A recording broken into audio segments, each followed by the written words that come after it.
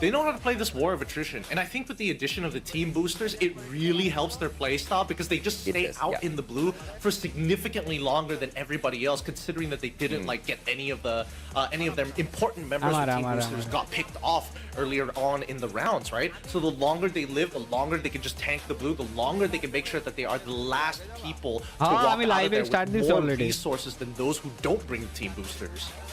Yeah, I mean, this is a situation that still allows for some mistakes, but not for long, right? And obviously there are some losses with those mistakes made this time around as well, because once again, by the end of the day, the top 8 teams will qualify for Clash Squad.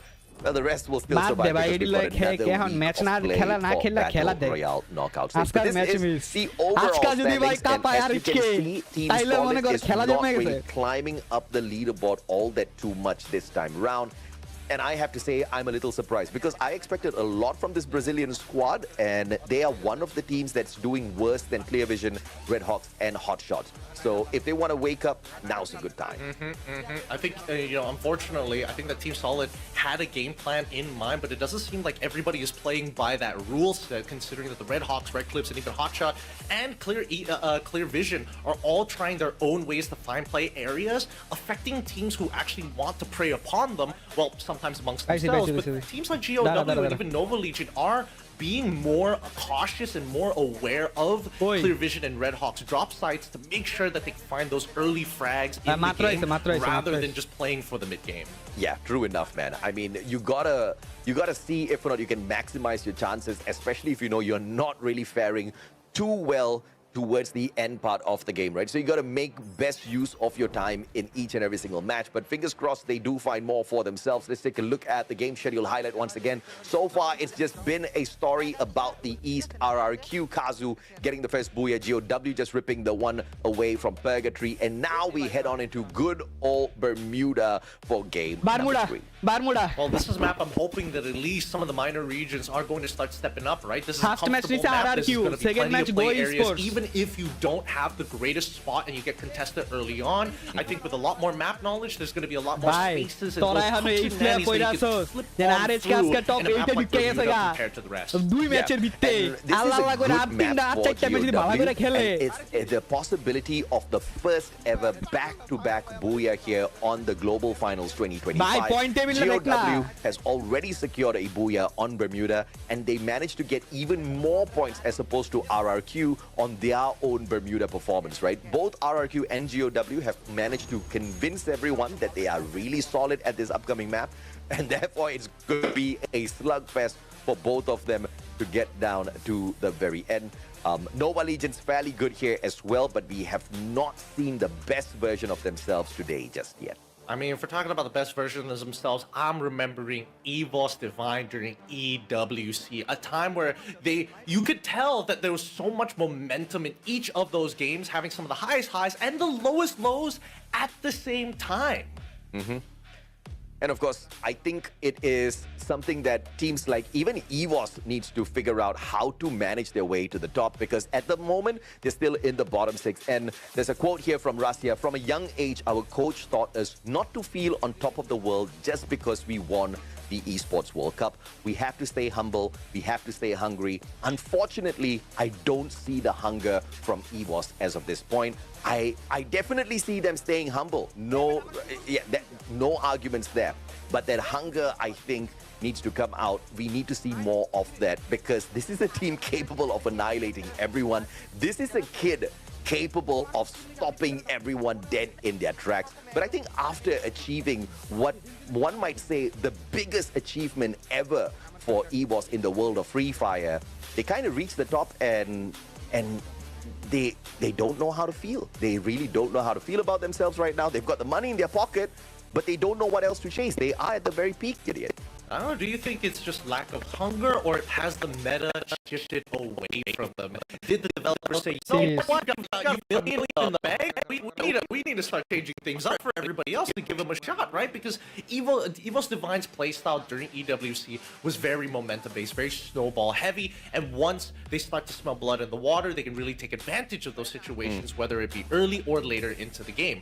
Now, it's a little bit harder because these fights are a lot more coin-flippy than we used to imagine, right? If Evo's Divine goes a man down, what they used to be really good at was regrouping. Come together, regroup, clutch out the fight, and then spread out again. We don't see that as often. We're seeing that these fights are a lot more decisive amongst the East and amongst the West as well. I think for EVOS, it's a matter of, I want to pull an analogy that I figured out on my own garden here at home. So I've got banana trees, right?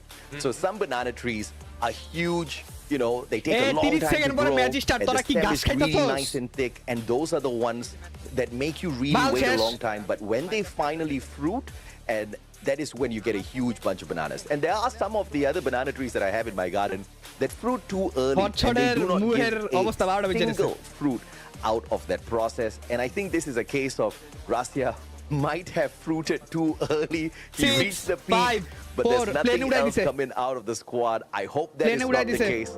I definitely do want to see more from the kid and from the squad. But as we gear up for Bermuda, this is one of those maps where even EVOS has proven to be very good on. I think it's going to be a slugfest once again. Let's see if not some of the bottom feeders find their way around the circle this time around. I mean, this is the perfect map to do so. Everybody's familiar with it. Everybody is ready to play. And more importantly, I think this is where we're going to see some teams actually completely change their strategies if they've been doing pretty poorly in maps 1 and 2, right? This is how you build up confidence to gain some momentum into the second half of the day. As our players are ready to start dropping down, let's look at the flight path. And it seems like, again, standard deviation here, nothing too out of the ordinary. Everybody has found their own little spot.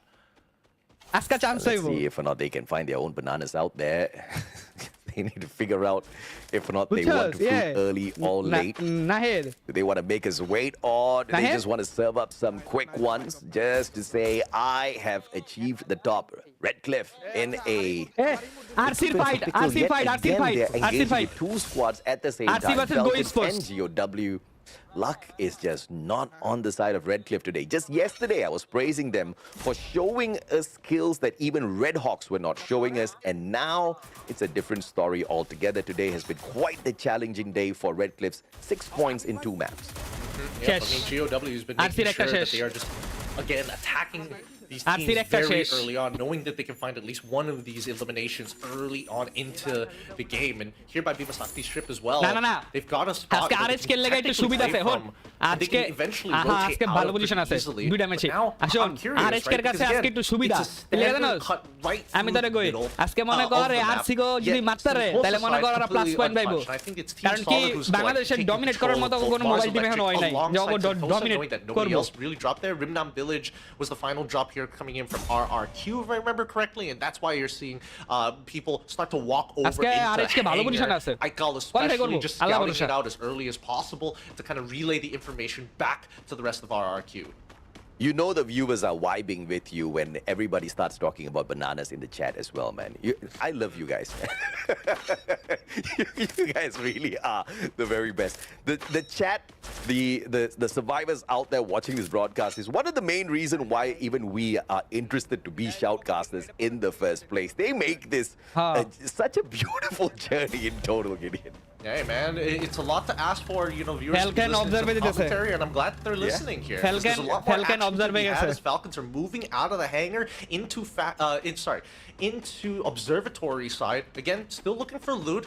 Currently, the bounty is on Rex so far for the kill contract, and I think this is going to be a much slower game than what people are going to expect. Right? Especially from the teams who've been doing poorly in their positions, they would rather just play for the guaranteed placement points for now. A quick reposition here, moving into graveyard, but thankfully nobody's home here.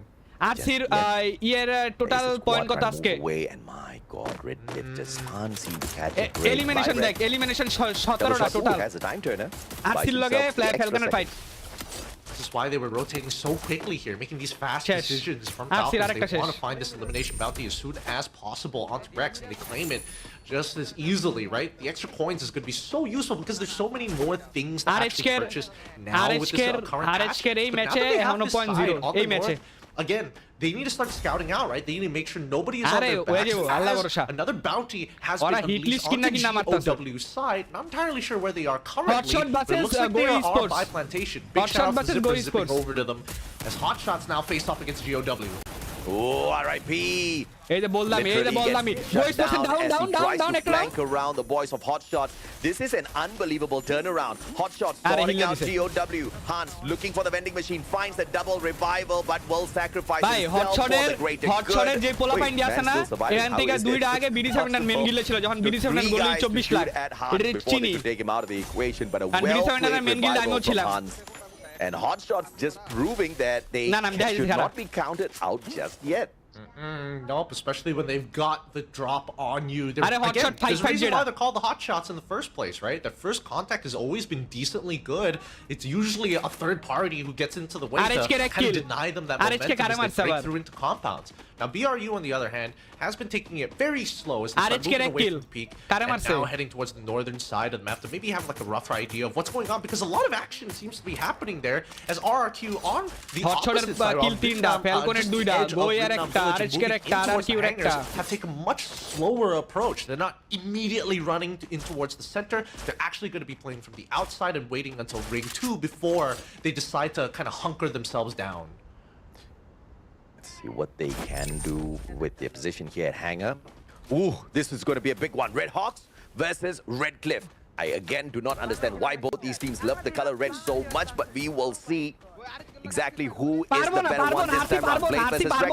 Riptide from the back. Panther is not going to help him out. Blade rushes in there with the Bison, but the rest of the Red Cliff players undetected just yet. There is a binoculars scan from the Red Hawks trying to hunt down more points. And I love this version of Red Hawks. A little bit more aggressive, looking for those points. This is what I want to see. They gotta take advantage of these smaller skirmishes as soon as possible, right? They do really need the points in every single one of these eliminations on top of the placements that they're looking for, because they're, again, they play a very consistent game every single time, right? Survive as long as possible. Whenever you have the opportunities to actually third party, you go for it, but at the same time, don't put yourself in the line of fire. As currently the elimination leaders now having to face off against Contact. EVOS sees them. He knows what's going on. Even Aim God's starting to take the space. And I think now, EVOS, they're going to start the breach. Let's see. Be successful here for EVOS. Again, impress us with their counter attack. And Freeze will find absolutely no one. Second one does manage to find the connection. FGL down from the bottom floor as well.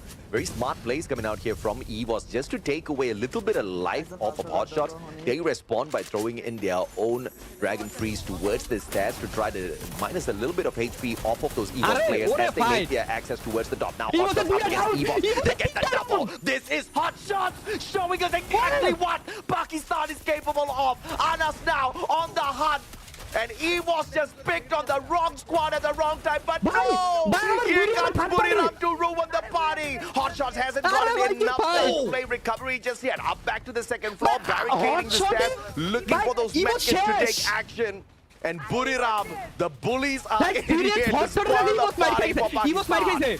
Now the jumping back in, the second floor is going to be taken over as BRU have already breached through. Hotshots still holding on strong. It's 1-for-1 trade so far, but Dwarna is able to find out one more. Anas takes one, but it's too late. It's too late. They couldn't stop Jonah from cutting through all of the members. BRU take over the spot. A beautiful third coming in from BRU's side. Hotshots are going to be bowing out at 12. They have 7 elimination points. A very valiant effort. I am so pissed at Buriram right now. I am so pissed, I tell you. What a play from Hotshots. Almost annihilating EVOS. And then Buriram just had to show up. I mean, sometimes luck's just not on your side. And Hotshots, I don't know what you did to piss Lady Luck off, but she is not smiling at you right now. 7 points before that elimination. I think they deserve a round of applause. They do. They absolutely deserve it. They just weren't mentally prepared for the third party. And now we come back to the meat grinder PE. Is this going to be a third game in a row where they are able to just absolutely gatekeep everybody on the outer side? Oh my goodness! Narrow fights 2 inducing the instantaneously, forcing them to disengage. Icon will buy as much time as possible, but he's eventually going to go down. They are running for the hills, and he's going to hold on to the chase for Mahal. He knows he's all by himself, but he cannot influence anybody to come to his aid. RC not too far behind, but they don't have line of sight unless they walk out in the open. Can say bye-bye to everybody now. Already Narrow pushing on forth alongside LBT, and LBT will be the first one to find him. And RRQ now out early, just like Evo's expired and way too early. Unfortunate for Indonesia, but at least they still have got one team to count on. Recovery seems to be a little slow for the team that's currently in the 10th spot for this match. Yep. And now, as we will see whether or not, because again, they're not the only ones who take big damage. I was about to say GOW, but now they all revived. International high-quality team. The ones who are down to their last man. And, I mean, Cochil's going to try his best, but GOW, primarily on the hunt on that northern side. Nova Legion will be coming from Western Riverside, and they should be able to make it in. However, that bridge could be dangerous because on the opposite end is going to be BRU, and they're more than likely going to start sniffing out that bridge because it's a very Guaka. Defense rich enough to buy back his whole squad, and that's exactly what we will not see. And Belltrap has got to wait a little bit longer, unfortunately. Guaka says, I'm sorry, brother. Hey, Buriram. I mean, Trap probably shouldn't have died so many times. If he didn't die so many times, he wouldn't have been able to bring Prop back this time. Like, sorry, dude, I gotta pay a tax. Yeah, Team Solid's just not finding it easy out there today for some reason. It has been a very challenging lobby for them to overcome. Nova Legion struggling as well. I don't know if struggle is the right word, but they're definitely not blazing through the lobby like they did yesterday. I think it's... Which is a surprise because you had more competition yesterday. That's what I was thinking as well, but I feel like it's a different kind of pressure, right? You're facing these teams. It's every single first week of FFWS is always interesting to see how each of the groups interact with each other. And I think as the days go by, especially if you're on the lower half of the bracket, you become a little bit more precautious because you're afraid of the unknown, or worse yet, the quote-unquote third party or X factor that could come into play at any moment in the game. Yeah, it's... Coach is still struggling. I don't know how he just managed to find 700 coins in all of the downtime. Falcon go. But at least he gets one insurance policy back. He was his... And he buys Russell, and that's a good option. It's just not looking like the game for Evo. And nearby teams, so much production. This is such a good, you know, to be able to see exactly who's in the vicinity. Sometimes you take some of these free cams, you have no idea exactly what's going on around them. Nova Legion up against Buriram this time around. Buriram has got a tough fight here. Nova Legion maybe can use them as a great stepping stone to find a little bit of a more aggressive approach in these games. I mean, this is the hard part, right? Because Team Solid also was able to start recovering here. Oh, this Lopez gonna be going down. No, he managed to survive with 1 HP, and Nova Legion want to bail. They don't want to keep in contact with BRU because they know that Team Solid's gonna be coming from that same direction as well, and their backs are gonna be wide open. The ring, unfortunately, pulls towards the left side of the map. It's gonna force some big rotations here for everybody on the east. Evos Divine on that northeastern side already pretty close by with the structure. They can just go structure to structure to make this sure that they get in. Unfortunately for Team Solid, they get gunned down. That's unfortunate. That's very unfortunate. Team Solid is one of those teams that I was thinking is gonna really give everyone a run for their money today, but instead they are running around looking for how to survive longer in these lobbies. Well, I hope they find that solution because they're already halfway through the day. The end of this game, they'll only have 3 more options RSK টাম pick দিয়ে up লাইবো those valuable points. আরসিকে জোনে ঢুকতে হইবো Based on the আবার scenario ওই so পাশে far, LCM I think your team, Red Hawks, they're in a NWL pretty decent position, right? They are the least likely to get jumped on, considering how many teams are on the eastern side. Nova Legion and EVOS Divine have not found a spot in the play area just yet, and I think that's PE Sports who threw out the UAV, so they are highly aware of the current scenario that's happening. কিসে Oh, this is getting up. This is starting to become a little too crowded here, Gideon. I think we need না না to position remove switch করে নাই ওই জায়গায় আছে from the ওই ঘড়ি equation আছে here. And ওই EVOS ঘড়ি is আছে ভালো করে about দেখ to help us ওই out with ই doing হাউসে that right now. PE Sports looking at the আরে EVOS opportunity দিকে for গেছে। time turner. A timely আরে। landing and a perfect one, I have to say, for EVOS to protect themselves. But right above them is clear vision. EVOS They down gotta একটা? clear up this house. Let's see how. It might end up just being somebody takes the top floor, somebody takes the bottom floor, right? Because again, there's just too many teams in close proximity to allow yourself to actually get into a deeper fight. Wait, hold on. RC, Red Cliff is actually getting involved in this. I think one of the members just got shot out of the sky by clear vision as Nova hops on towards the western side of the map to take on the Red Hawks in the middle of 3 POIs. I mean, GOW and Falcons are shooting at them as well, but in the middle of this fight, Nero is getting nade after nade after nade kills. I mean, the man just got one in and got three for the price of one. What a play by Nero, and what a disaster yet again for Buriram, your two-time world champs, just not finding a good run out that lane. ইভোস যদি এদিকে ইভোস বুড়ি আমরা খাইছে ইভোস যদি এদিকের রাউন্ডগুলো This is টিমগুলোর খাইতে পারে so impressive to see how much Vietnam has grown as a region, and it's not just one team that's getting that improvement shown out here. Many, multiple teams out of Vietnam just showing that they've really elevated themselves in the world of Free Fire. Red Hawks still alive and kicking. One of the teams that's just pummeling down on the GAW players. 2 more survivors left in here. They sent out a glue UAV, but there's no glue. মেজাদ আরেকটা কিল বার করছে I mean, they're just gonna hold down for as long as possible, right? Again, they're just showing presence, and Falcons end up getting eliminated because, again, there's so many teams in this one comp, and Nova Legion are on the outside with the Red Hawks, right? They have to deal with their current attacks so far, but it looks like the meat grinder of PE is still working, and they are crushing through the members ever so slightly, holding on to the bottom side as they start pushing out and forced into the open area. Maybe this is the moment where Red Hawks will build up all of that confidence in the competition. 7 eliminations already, and Nova Legion just a tad bit distracted. But Red Hawks has to Nero again. My God, the number of nades out of this man, the number of nades out of PE Sports, absolutely mind-blowing and shattering the confidence of the other players as well. Red Hawks now on that high ground. Kutush, Blade, dropping the PE players. Unbelievable performance out of Bangladesh all of a sudden. Oh my goodness, Neja, he might just have stopped Noah from actually walking out with the help of the glue wall UAV. Wait, Riptide Rhythm, is it going to be thrown out just yet? No, they're going to hold on. They're just going to keep as long as possible. By that time, Neja holding on strong. He should have just locked them in, and that's what they're doing, keeping them on the inside, and Nova can't get out. They have to stick around in this little corner, while PE, as well as Clear Vision, are fighting tooth and nail as they created a labyrinth of glue walls for themselves. But PE are making sure that the facts are clear. They've already taken out 3, and only Zach is left, and they get eliminated. Nova Legion finally get off, but the Red Hawks have been on their backs this entire time, taking out 2 of their members, and now finding a 3rd, and then getting potentially the 4th as PE. They have come through top 2 right now, and Red Hawks. That's as good as it gets. The meat grinders of PE Sports. Come back at it again. PE Sports. Get the booyah! But can we hear some noise for Red Hawks?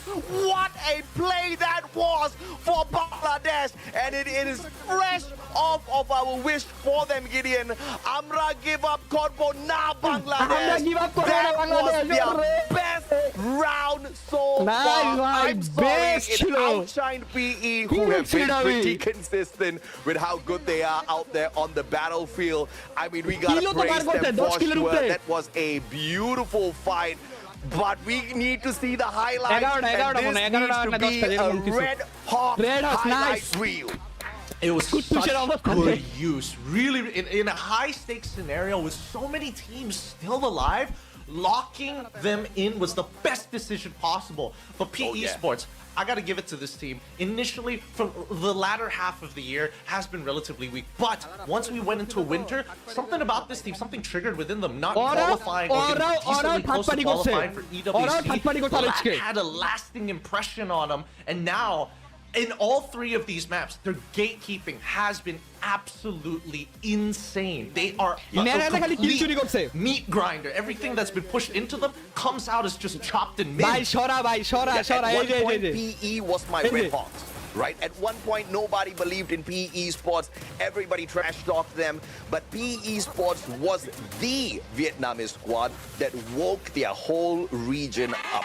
PE Sports was the first team to show Vietnam that they can go all the way to the global stage and make a lot of noise as well. Very happy to see them motivating everyone, waking up the region, and then coming back in. Point after they did that, but they are back in it to win it.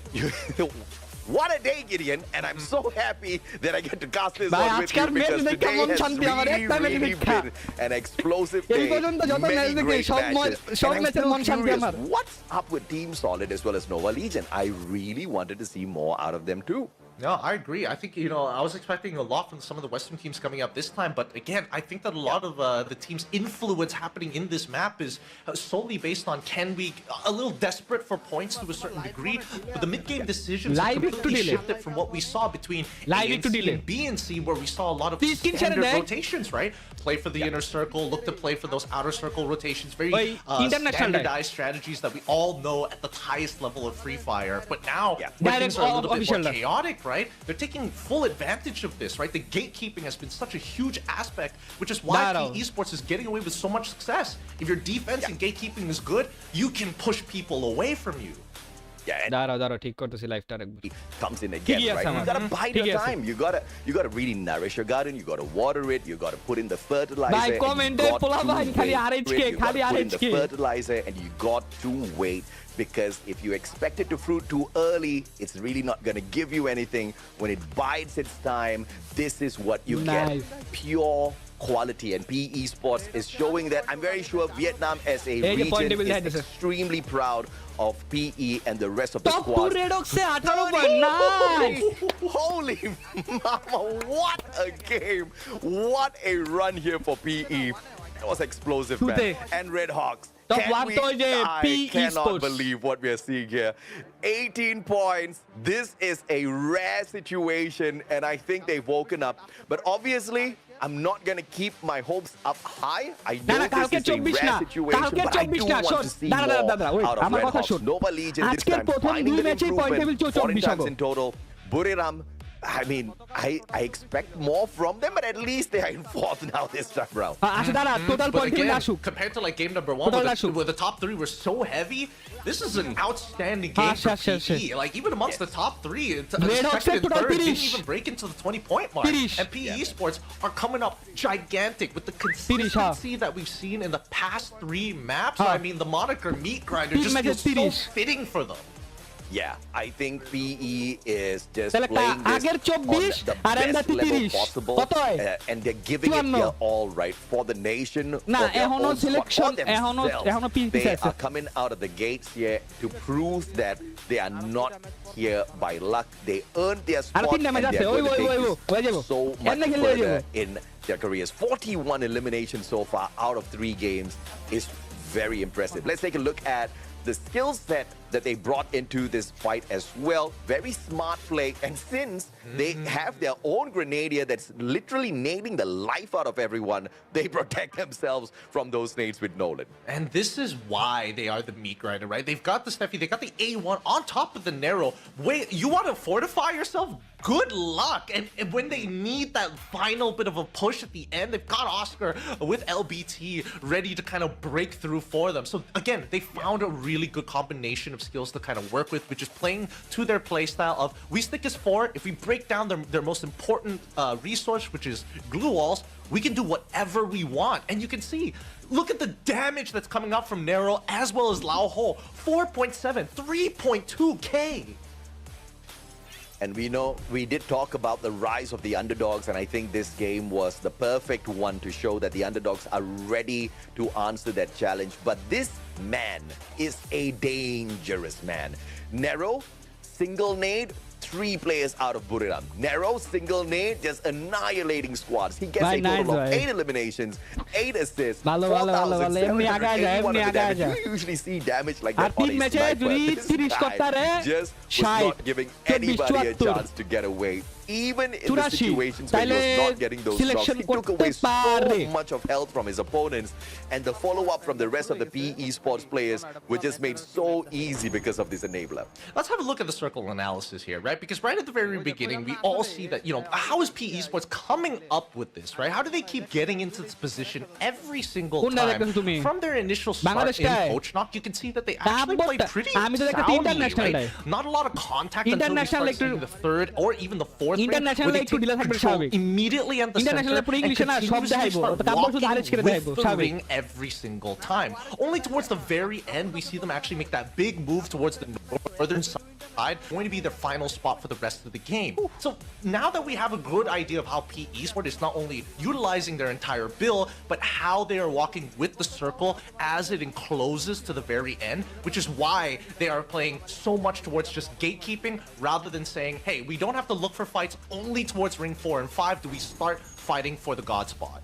Yeah, and in the rings 5 and 6, 4 and 5, we saw massive numbers of eliminations coming through from the squad, mainly because of the M79, like the grenade launcher in tight spots, as teams were just taking refuge in some of these houses, just made it so easy for PE Esports to annihilate them. And again, Nero, even up against RRQ, they just could not stand a chance. They tried to get away, but the area of damage out of those frags, which is deadly, and EWAS faced the same situation. Buriram faced the same situation. PE was slapping every single one of the Southeast Asian squad they came across. Yeah, no, it's pretty disgusting, right? Because again, every single time you see PE Esports fight, they just, all of them just press their active skill cards and they say, let's just go. That's it. It's as simple as that. Nothing to overthink. It's very linear plan that's solely based on cooldowns. And I think that they've really streamlined their strategy, which is why they're finding so much success. Yeah, I mean, today has just been a phenomenal day of plays. Teams like PE Esports, RRQ, GOW, all 3 have secured booyahs here for themselves. And every single time we look at these games, as opposed to past days, we used to see a little bit more of a balance in terms of points. But now, if you're dominating, it's just way up there at the top. I think the underdogs need to, first of all, stop giving away their lives so easy. Easier said than done, I totally understand. But they need to look for more of those numbers, Gideon. They do need to look for more of those numbers. I don't know, it could be a change of build that could help them, because again, if you're looking for team boosters, you still need like enough currency to start unlocking and really getting full value out of them, or live long enough to make sure that you can actually utilize them in the first place, right? Again, with PE Esports, they've got a good distribution, as we saw in their setup, and especially with the way that they're utilizing these pockmarks, they're just saying, hey, we want staying power right from the early game until the mid game, and then we'll roll the dice at the very end. I mean, I agree with you. And yes, those team boosters, they do take a little bit of time to get fully activated. And, you got to unlock those slots as well, which is why it's great to avoid those initial bit of engagements as much as possible. But of course, ladies and gentlemen, boys and girls, one thing we don't want to avoid is a quick short break. When Gideon and I come back, the rest of the 3 games coming up for you.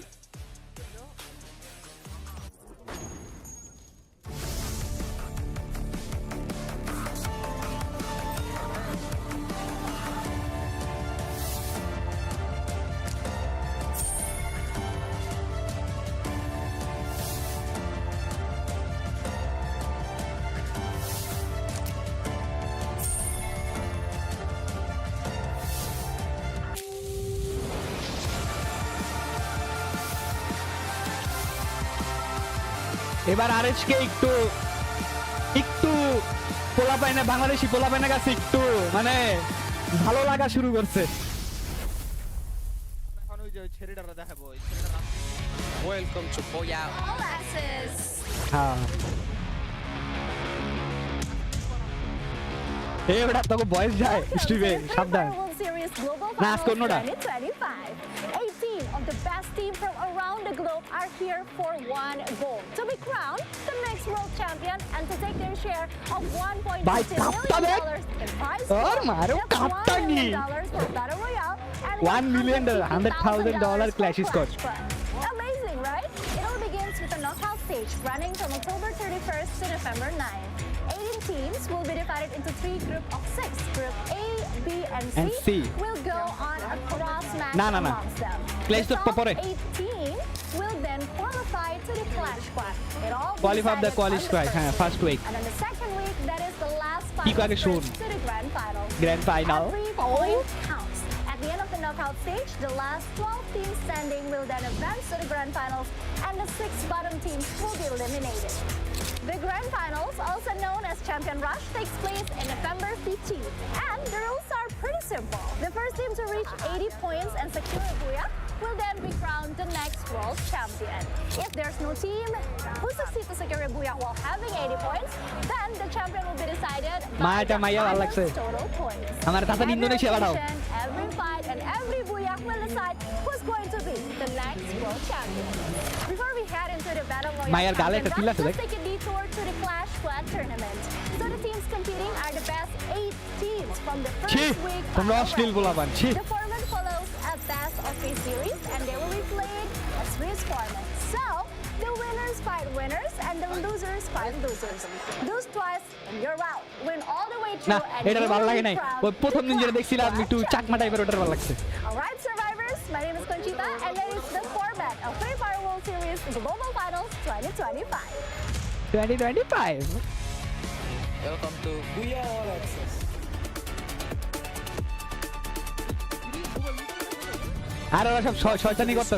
Where your choices decide how ridiculous your game gets. All right, players, here's how it works. You'll make a blind choice, left or right. Each side hides a mystery, and once you've chosen, we'll reveal what you've chosen.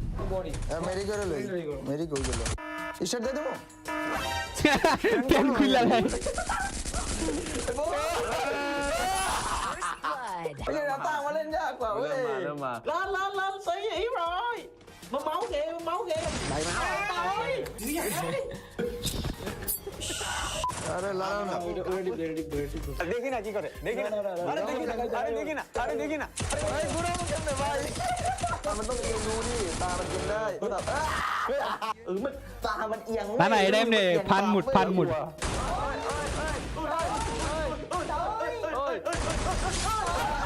Map I'm going to bully map.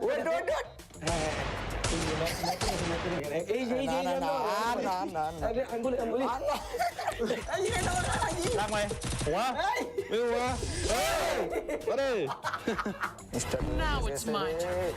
Oh, baby, get over.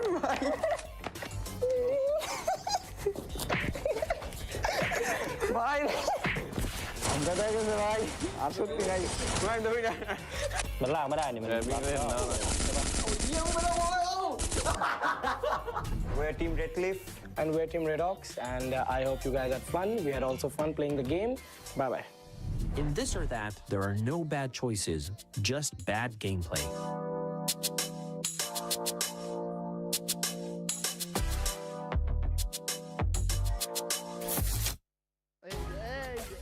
Booyah!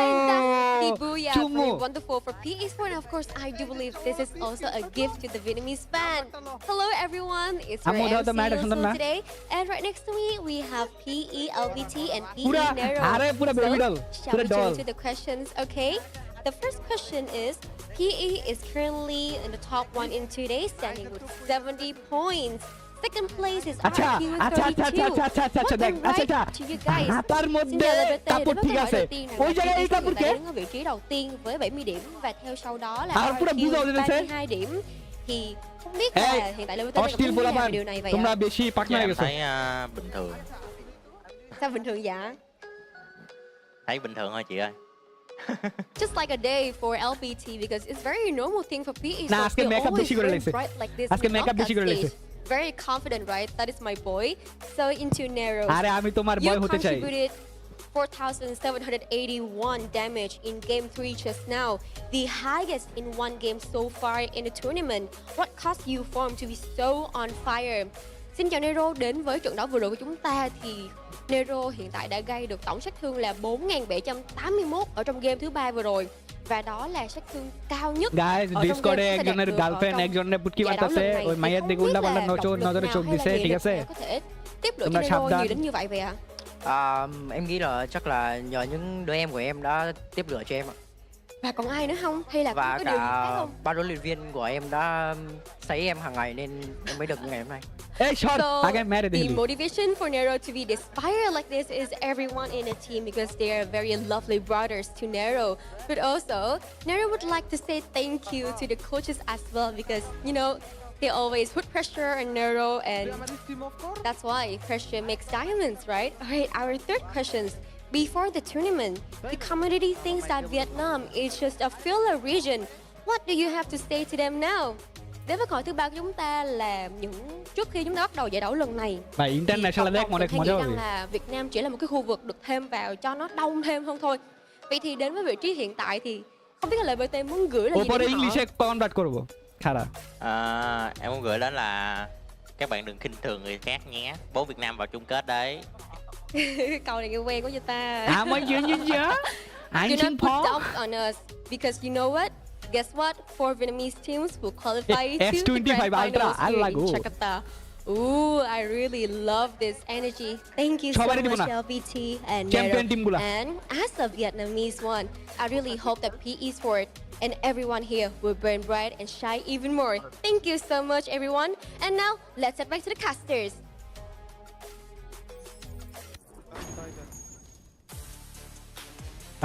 Some fighting words here from PE Sports, and you gotta love that, right? You gotta love the confidence, and not just the confidence but the confidence that the rest of the squads from Vietnam find the qualifier into the grand finals as well.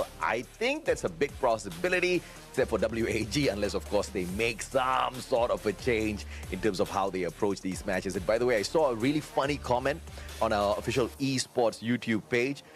When PE was giving that interview, they said PE is currently playing like Buriram and Buriram is currently playing like Red Cliffs. This is a big problem in the competition, and I totally agree.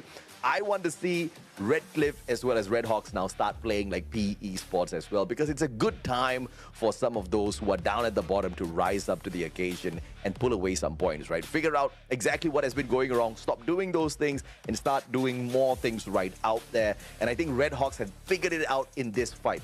And I am in absolute disbelief because they were doing many things very similar to their previous games, except for one. Aggression was of a different level all this time around, and the confidence out of nowhere. They are just so sure of what they want to do, and they seem to be getting it. Yeah, no, I completely agree. I think, honestly, it's a really scary thought that the landscape has shifted so much that we might not even see some of our traditional landscape staple pillars of our Free Fire as an esport, teams like Falcons, or maybe even this time around, BRU might not even make it into the grand finals. But we still have one more week left for them to change it up. Maybe they need that full week to kind of download and figure everything out. But for now, it's great to see these names actually rise up to the top, not only trying to qualify for Clash Squad, but coming into Nextera, hopefully carrying the momentum all the way through, because this is where we see a lot of teams kind of lose steam once we get into Game 4. Oh yeah, no doubt at all. And Nextera has just been that one map that has been throwing everybody in a mix. I see a lot of scrappiness on this map as of this point, which is a huge surprise. I mean, granted, the map is fairly challenging. It's got a lot of defensive spots. You don't need to use your glue walls as much, but at the same time, it does become a little challenging when your opponents are constantly running in, dipping in and out of defensive positions where your bullets just can't reach them. So this time around, fingers crossed, they do have something different to bring to the table. We have got this game number 4 coming up for everyone in a little bit. And here is the important thing. Nova Legion needs to use this Nextera to jump back into the fray, because they're the only team has got a booyah here on Nextera, and fingers crossed it happens again here. match They start. need to slingshot themselves as much as possible. A huge 30-point game could maybe put them in a position to save themselves by the end of the day as well. But we need to start talking about some of the other minor regions. So like Red Hawks, for an example, this team that you've been shouting at consistently every single time, all the way from EWC, where the fans flew out to the Middle East just to support these guys. Yeah. I was mind blown. Yeah, and for some of you guys who don't understand what we're talking about, oh, by the way, nice one. We've got a player quote from Red Hawks as well. Even to get to that 18th place, you still have to be champions of a local region and qualify. We will work harder and things might change later. Who knows? And damn, Kutush, you got that right, brother. Most definitely, in order to qualify here, to even stay at the very bottom of the global squad, you need to be the best from where you come from, and they definitely have earned the respect of all of the survivors from their nation. But proving themselves on this global stage, on the other hand, has definitely been a challenge. But they had not given up on themselves, and this game that just ended on Bermuda shows what the squad is capable of, and we want to see more of that. And that's the thing, right? Every single time we see a minor region actually make it to an international, their first appearance is always going to be their weakest. Afterwards, we start to see them actually dominate their locals even harder because of the exposure to the internationals in general, right? Their mechanics get sharper, their macro looks a lot cleaner. They can dominate locally, but as soon as we start getting into the internationals, it becomes a completely separate ball game. They're a tier of their own locally, but they're just like everybody else once you make it to the Free Fire World Series. Yeah, and I have to say as well, Hotshots have had more time on the global stage, more experience on the global stage, as opposed to Red Hawks as well as Red Cliff. And Bangladesh is doing better than Pakistan as of right now in terms of their performance. This is something that Hotshots needs to look within themselves and figure out what is the cause, right? If there's something that they're not doing right, if they're not scrimming enough, they need to catch up with the rest of them, because you can't let go of these opportunities. And a quick role model fun fact, both Falcon One More as well as On Fire credit Jonah, the captain of Buriram, as their role model, shaping their aggressive yet calculated play style. And I'm not surprised here at all. Two-time world champs, Buriram, they've done it all in the world of Free Fire.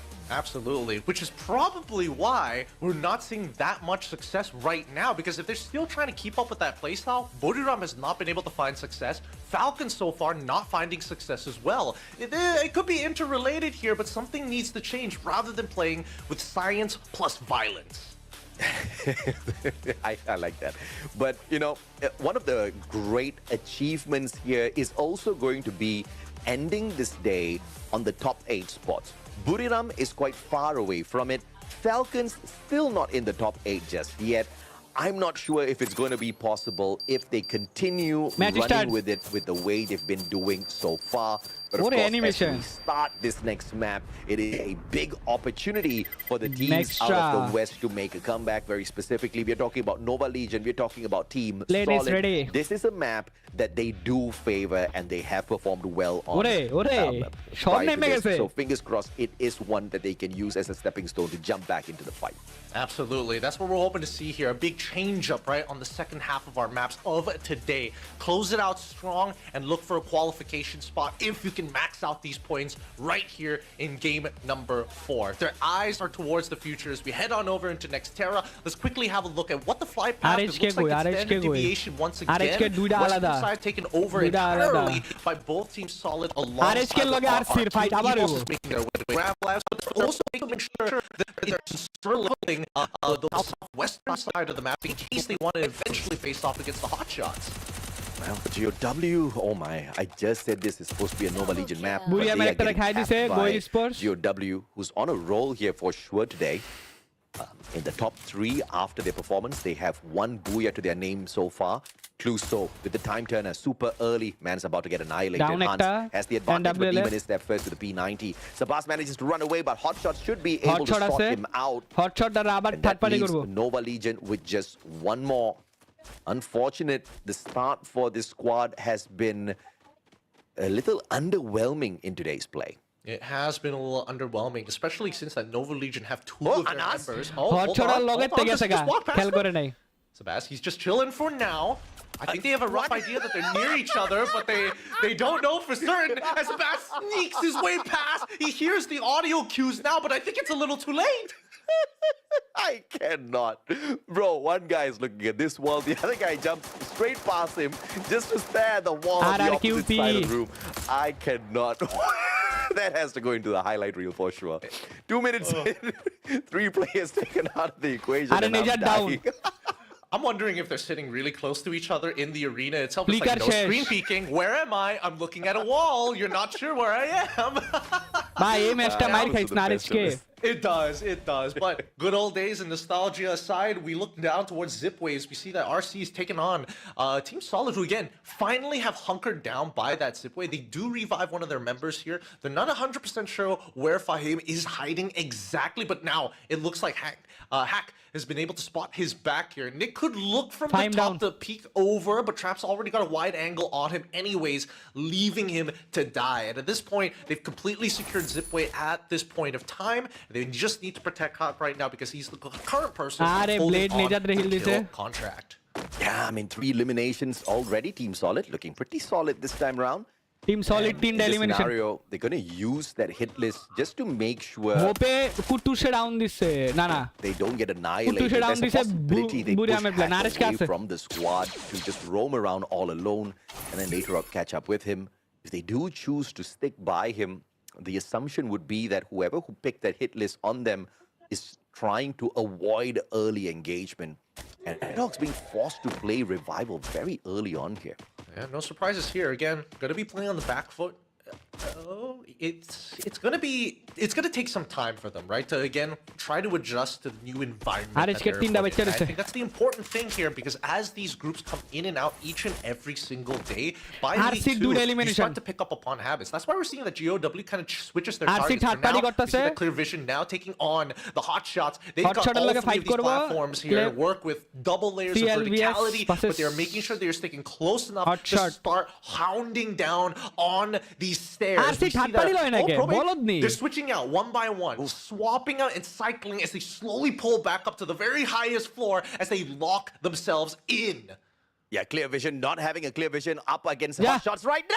Hot Shot one up and Hasu takes Probate down and out of the equation. That was a monster nade, but Action's one mad mistake there, and the Bison from Zach sprays him down. Leo gets caught out as well. This is Zach getting the double for the side of Clear Vision. Hasu and Anas backing away. Hot Shots had a golden opportunity with that grenade opener, and now 1 player away from getting annihilated. Hot Shot They locked themselves in. They didn't lock their opponents out. Unfortunately, they were covering their windows, but they didn't cover the stairs. They just didn't have enough resources to make sure that they could completely lock out the initial push into the 2nd floor, which I think was their biggest mistake. They had the glue wall UAVs ready to go, so they could have bought themselves some precious seconds to reposition, or maybe even look to jump out of these windows to try and take the fight on to their opponent's Clear Vision. In the meantime, though, it's actually great for Clear Vision because now they've got themselves some resources, not enough to keep them alive for just yet, because again, glue walls are starting to become a little bit more scarce now that they have to use so many just to get in. Nice damage. We see the next competitors, PE, NBL down. trying to put them in the group, elimination, into the meat grinder once again. Nova Legion going to be the 2nd team to get eliminated. Are we going to see the same sequence? Look at this. Narrow walking in. Grenade launcher. Tosses it up. Younes gets caught. Nolan finds one for him. My God! What a speed run by PE!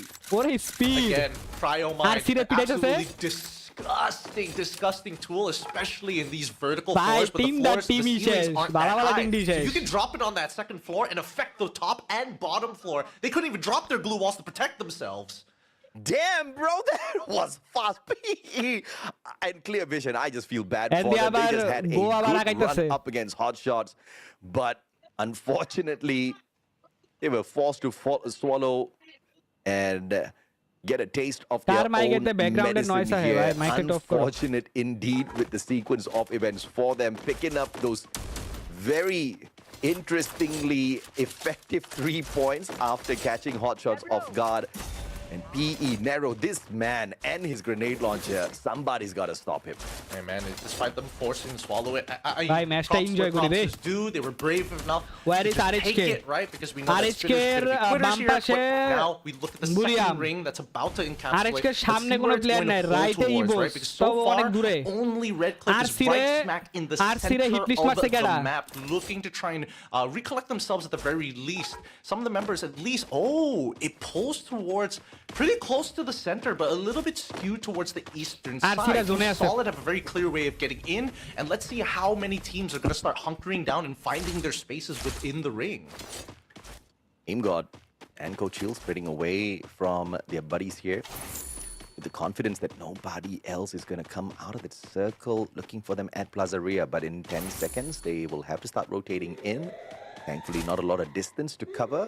And nobody in the vicinity right in front of them as well. So rotation in towards the circle is going to be fairly easy for the squad of EVOS, who most definitely need some points. They're not doing too bad, but surely not the best squad today. And if they do want to find the qualifier into Clash Squad, they need to pick up some massive points here in the following 3 games.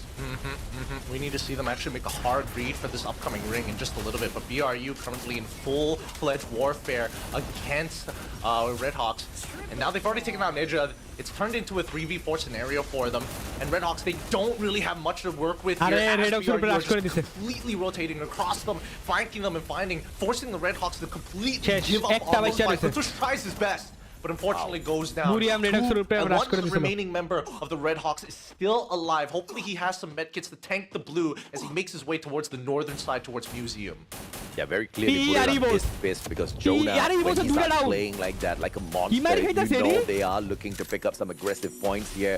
Redhawks is unfortunate to come across them way too early. And that will be the final player on the side of Redhawks. It gets shut down and the squad is eliminated from the game. PE though, finding one player after the other off of EVOS, but those revivals, it managed to be pulled through, and EVOS will have a hard reset here for a couple of their players. Yeah, I think right now, taking a full confrontation against PE is really, really difficult, especially when they have their active skill cooldowns up and ready to go, right? They just spam all their active abilities, and there's really nothing you can do. You just have to hard aim fight it while your opponents are able to drop glue balls, and you can't while you're still taking damage, and can't even use your own active skill cards if they're still running the A1. In the meantime, though, we look onto the opposite, the western side. Team Solid did find their spot just on the outskirts of the boxing gym, and there is a loot drop right outside. RRQ, they're looking down at it. They're waiting for somebody to go for Team Solid or RRQ? Yeah, I mean, smart play here by RRQ. The game helping them bait Team Solid out.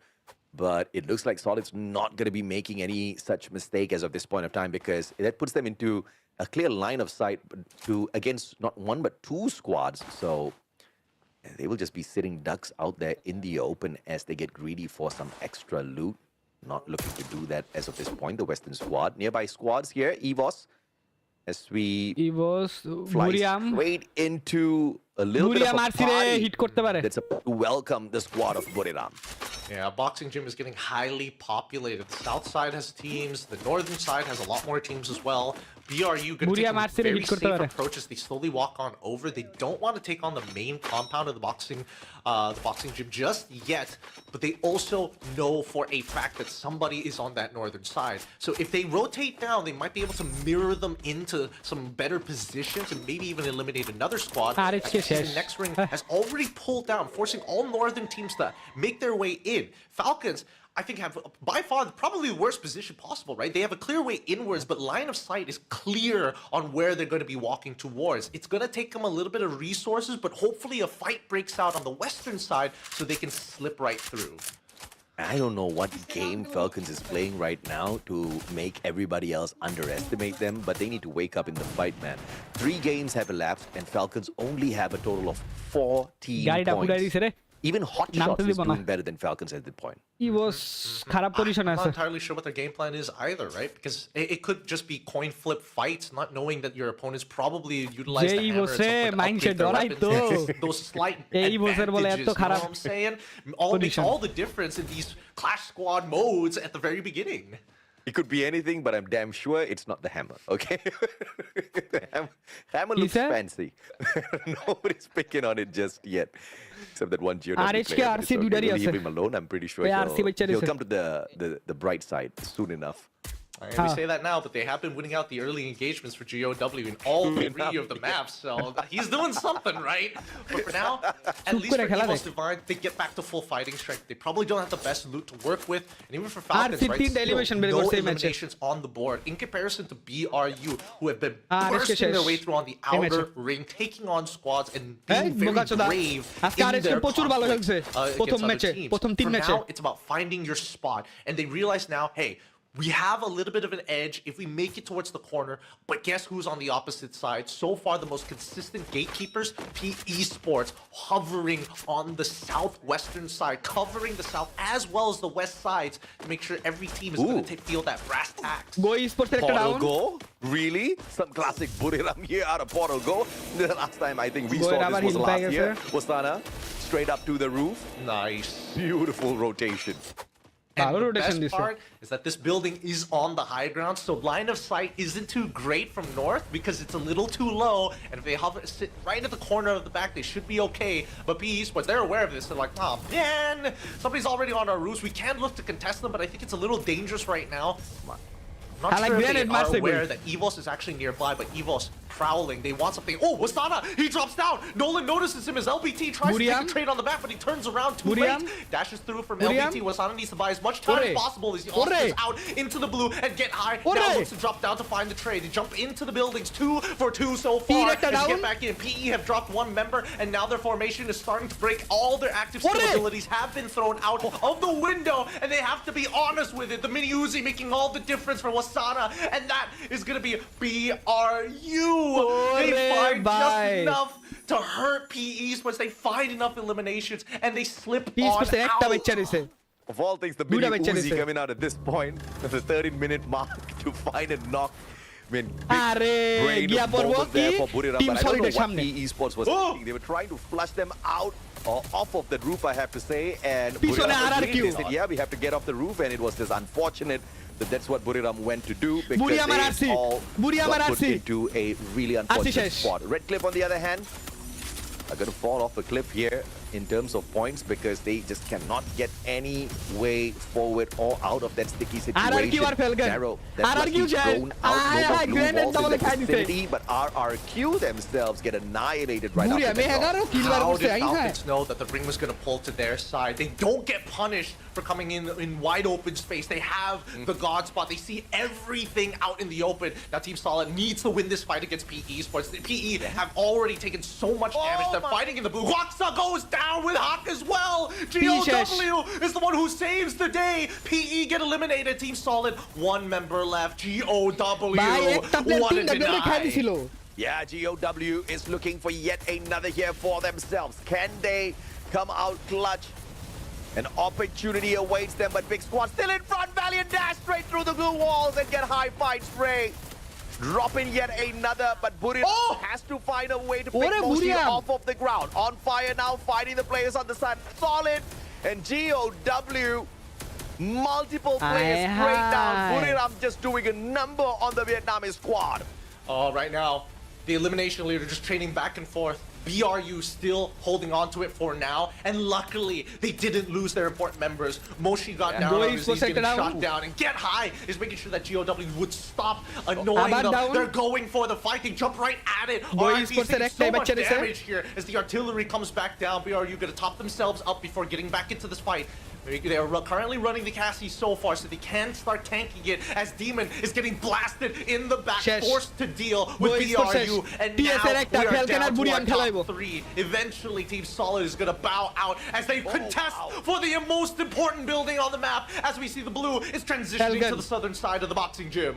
Yeah, brilliant rotation here for Buriram. They did get hit on the way in off of that jump pad, but they have recovered phenomenally well here, and now high ground advantage. Jonah with the grenade trying to take one out. Double Riptide Rhythm courtesy of Moshi, and that finds one more for them. Pina out in the open. Wasana looks to finish him off at this point. Tags him up with a fair shot. Gets the second connection. Pina dropped as well. Ooh. The best rushes out there. The one and only Wasana. And Buriram up against Falcons. Buriram will show why they are your two-time world champs with a easy victory on game number 4. That's what they needed. They needed Jonah to say, hey, you gotta play angry. Wasana, not only do you need to buy time, you need to start trading. Where are those damage numbers? And when those boxes are checked, BRU come out big time. Jonah's pointing himself is like, yeah, I'm pulling my weight. What about the rest of y'all? At least for Moshi, he's hitting his headshots. It feels like this team has kind of pulled back together finally.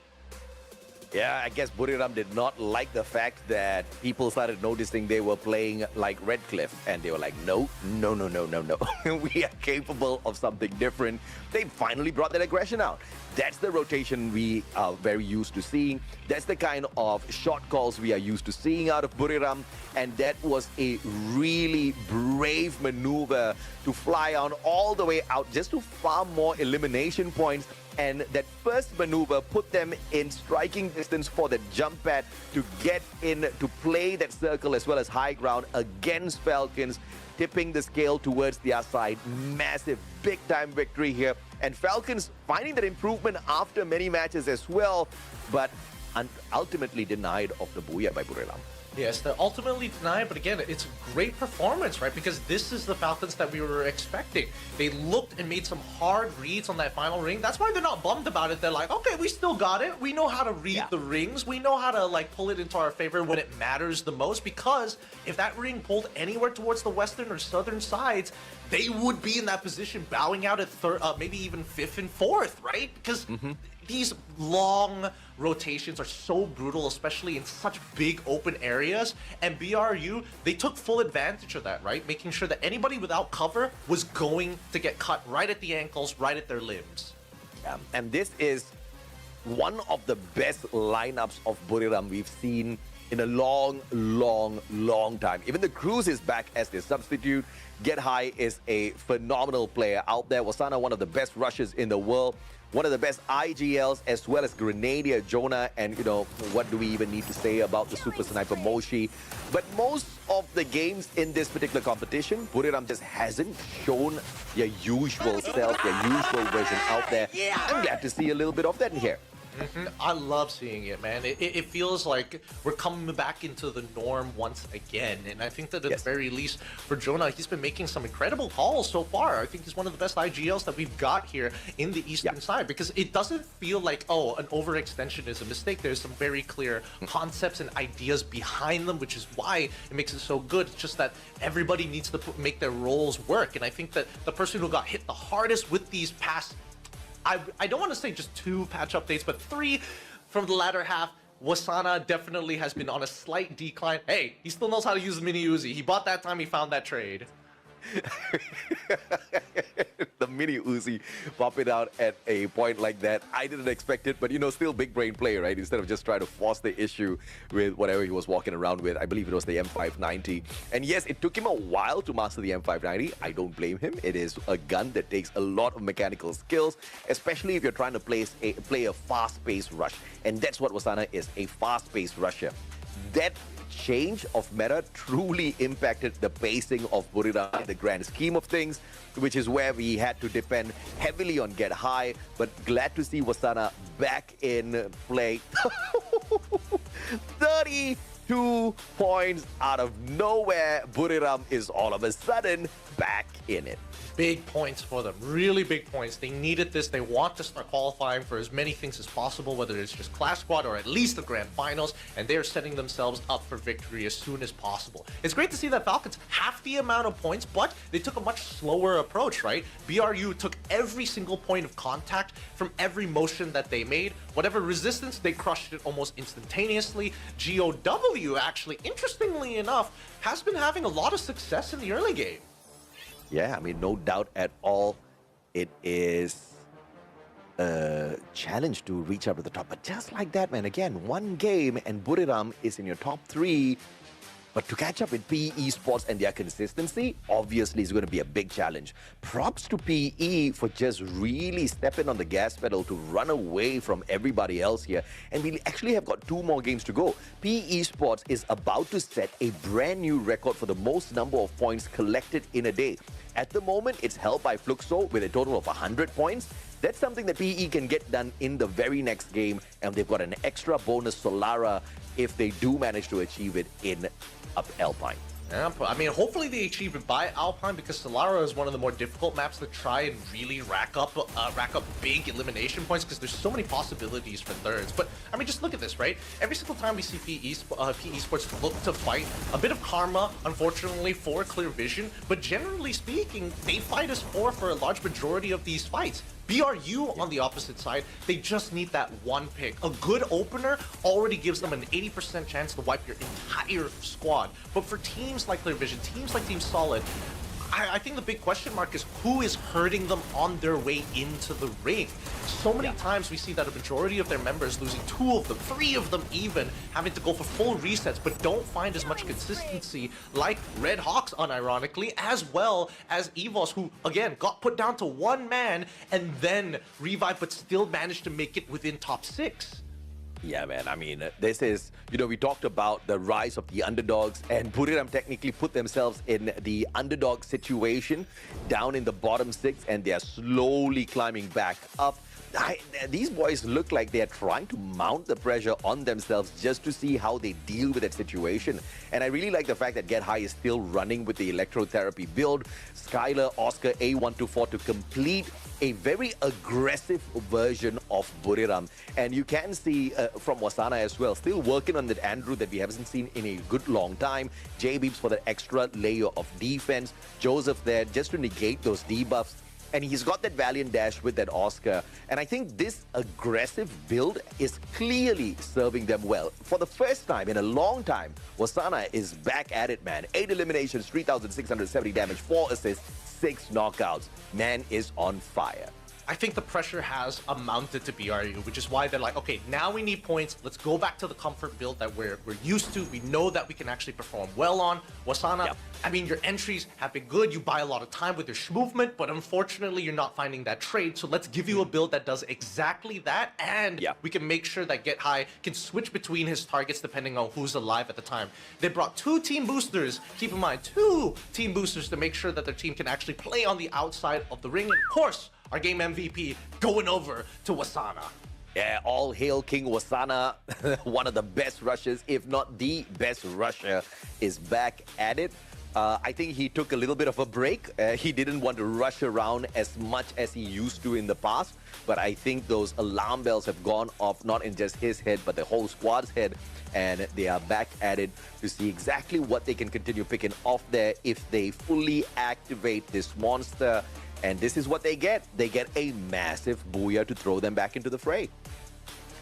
I'm curious to see whether or not BRU is going to keep this up, right? I would love to see if they just want to make sure, hey, let's just get as many points as possible, because look at the way that they play this game. We look in the circle analysis, right? And I'm keeping in mind watching out for Team Solid as well, because they're trying to clear their backs, and they honestly successfully do it, but they keep on rotating between 3 of the same spots within the second ring. And once they got into the third ring, they get pressed in. I think that a simple adjustment for them probably would have been finding their spot early on.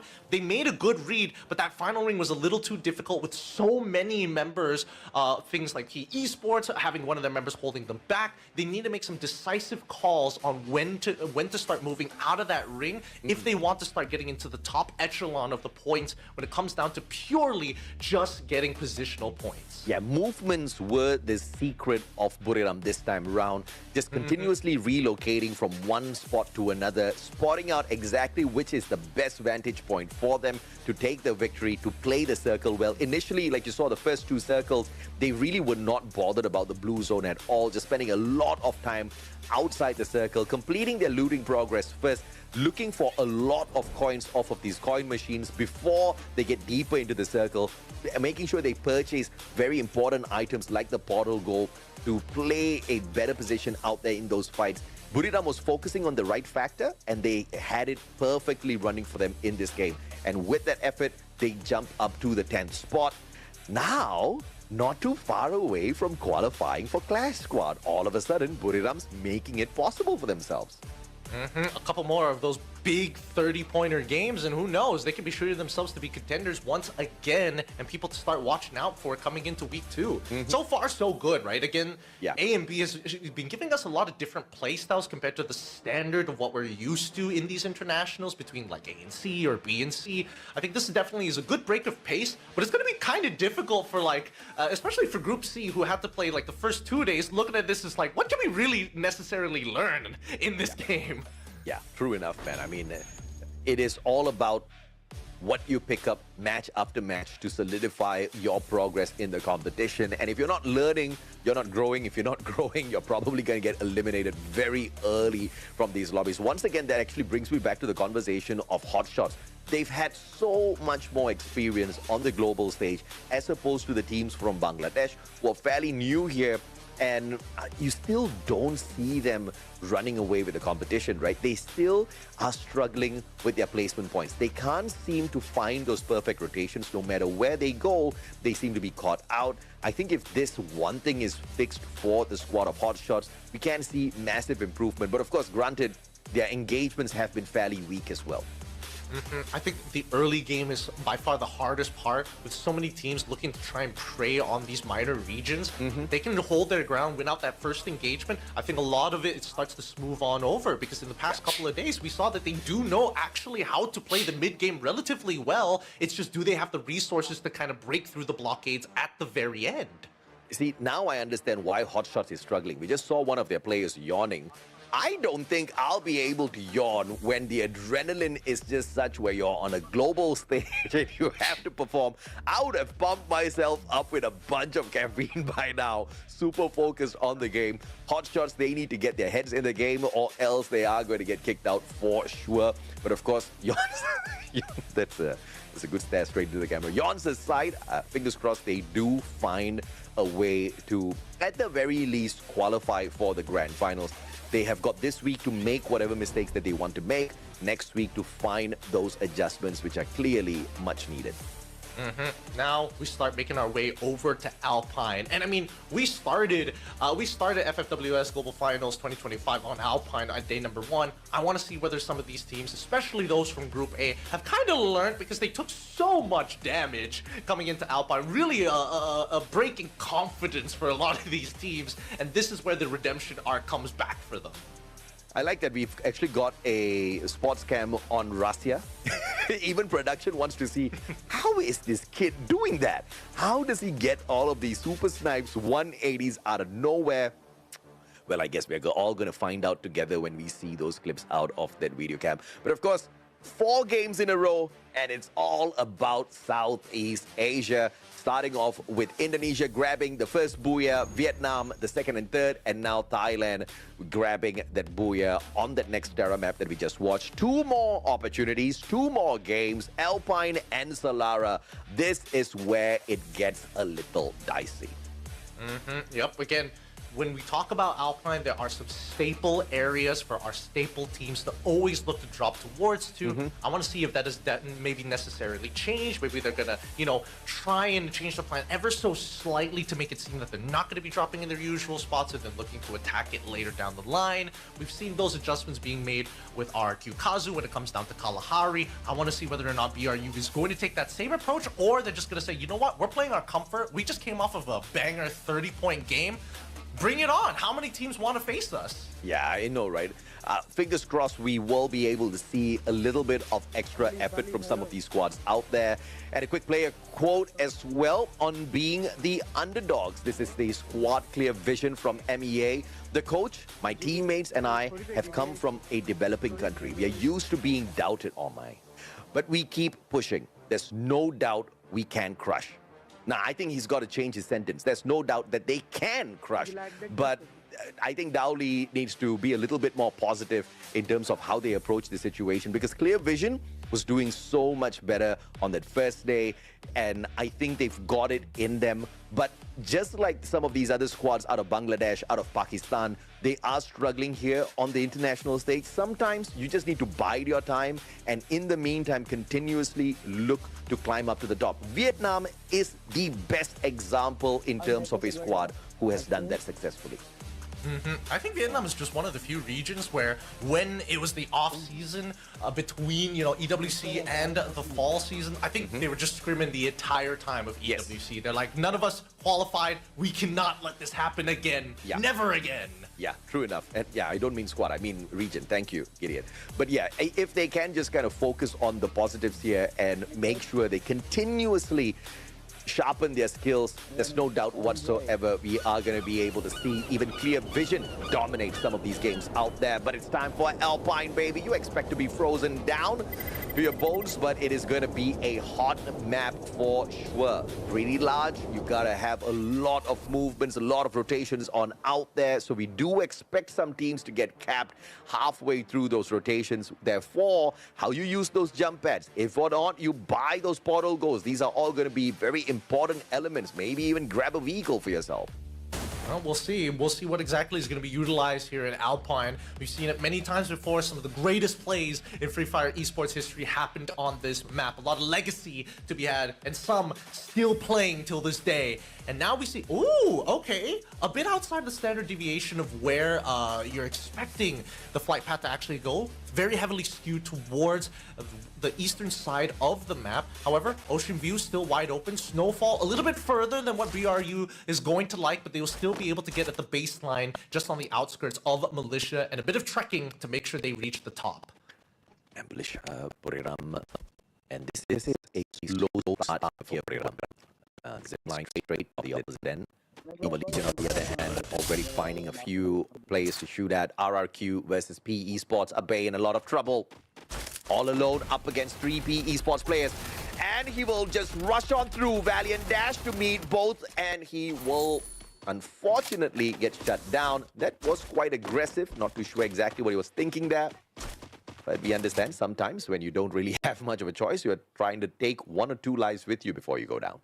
Yeah, I mean, we got pretty close to doing that. Unfortunately, just really good trading of aggression, trading of aggro from the side of PE, making sure that they're cycling out their members to kind of redistribute the damage rather than forcibly getting their members back up onto their feet. But now we look at GOW, they've been doing this very consistently, right? They start attacking the bottom of the list teams.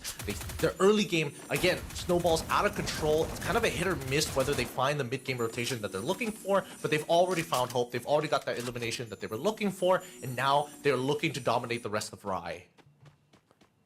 Clear Vision clearly challenged at this point of time as they are forced to spread out. Narrow tossed on out. Flushy is going to take quite a bit of his health, and that just gives Leo an easy shot up against him. Time Turner has to be spent. I'm so sorry, I make to buy the pull up the jump pad as well. It's actually going to be hot shots using the jump pad to get into the battle up against GOW here, potentially losing a couple of their glue walls.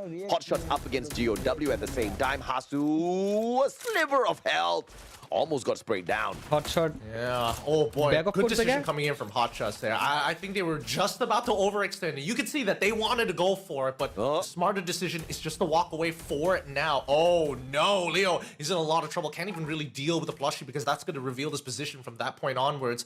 Diane has got this entire compound on lock. Leo has to just fight for his life and buy as much time as possible for the rest of his members to eventually get him back up. But RIP, great shots here. Did not give him the opportunity to waste any more of their time. Yeah, that was lethal, man. I mean, they already read his movements from a mile away, even if he did not take the plushie out of the equation. Brilliant plays coming through from the Vietnamese squad. Red Hawks, on the other hand, Nizaran Blade. They've got the electrotherapy working on their side, and they want to shut down Hot Shots. Beautiful Riptide Rhythm. Flicker gets the VSK connection. And that's point number 2 here for Red Hawks. And they just have to make sure the looting progress is completed well first before getting into any other skirmishes. They got level 3 armor, level 2 helmet so far. We'll see whether the rest of his members are also going to have similar equipment, as the armories are about to open in just a little bit. However, EVOS, they do hear the vehicle. They quickly get on top of the arsenal, and I think that Team Solid decide, you know what, maybe not so good of a decision to sit around here any longer. Let's regroup with the rest of the team and then see how we approach it if they do want to contest for the arsenal. Clear vision. Clear vision doesn't have a clear vision for this map, unfortunately. They are all scattered, constantly reviving, bringing their players back in here, just trying to hang on. And that's just no way to get forward. MEA just needs to figure out a better strategy and stick together. Has to be rule number one. That's what GOW is so professional doing. And I think that, well, at least for GOW, it really depends on that first point of contact, right? Every single time they start the game, they're looking to hot drop somebody. They're making sure that they punch their opponents real hard for it, and then they start snowballing out of control. And it really depends on the mid game is what's going to predetermine whether they make it as top 4 or they bow out at probably 6th or 7th. But for the time being, it's the very first ring. There's a lot of open play area to work with so far. And more importantly, I think it's more beneficial for teams like who are currently running team boosters, because now they can start looking for currency and buffer themselves early on into the game as the other perks start to unlock. How did they get out of this sticky situation? Team Solid is ahead of them. Team Solid spotted out already, and they do not want to engage. Team Solid was waiting for that opportunity. Double Riptide Rhythm to break down their defenses, get high, gets the heck out of there. Buriram, great movements to avoid engagement, as well as refusing to waste a lot of their resources, using those containers to block out some of those shots, and they continue to rotate away. Red Hawks now facing off against the full fighting force of EVOS Divine. They're trying to bail out of the situation. At least one of their members, 2 of them, managed to get out. As we see that Aim God currently needs to be protected. The contract being put from RHK. Now that they've kind of cleared them out, EVOS, again, getting free loot. 3 eliminations in the bag so far. Exactly what they wanted. Now they also get plenty of upgraded weapons as well. How's EVOS going to get deep into the circle? They are collecting all of these coins already, just making sure they've got enough for those upgrades. Blue UAV, they're just trying to avoid a lot of the heated battles early on in these circles, which I think is a fantastic idea, but Hotshots has no option but to take this battle up against GOW. The Blue UAV, just to keep their barricaded selves safe for quite a while. And Anas just shot out of the skies, and Hotshots just not given any room to escape at all. Leo goes down. Action, the final player, has to run away, runs through them, through the glue walls, but that is the final player that they are hunting for. As they shut Leo down, this is going to come to an unfortunate end here for Hotshots. There is another one that I believe that managed to fly away. Not too sure if or not he has the coins, but Hotshots just lost a big chunk of their momentum. Yeah, and this is after they wanted to find some form of recovery. GOW just hovering around the outer edges of these rings, hunting down any teams that are looking to revive, right? Hit them, kick them while they're down, and they get free elimination points. BRU take a very safe path from Snowfall. They wanted to go towards the east side, saw there was potential contact there, decided, you know what? Let's move towards Garrison and then move south from there. And now they've got a lot of free space to play with, as we see that the ring is actually pushed up, centered around between Sunside as well as Garrison. Plenty of play space to hold. Sunside might be a little tough to hold on to because EVOS Divine and I think even RRQ, Kazu are currently hovering around there. P Esports is coming closer to contact. It might make sure that the ring pulls down towards that side, towards base camp, but we'll see right after this fight.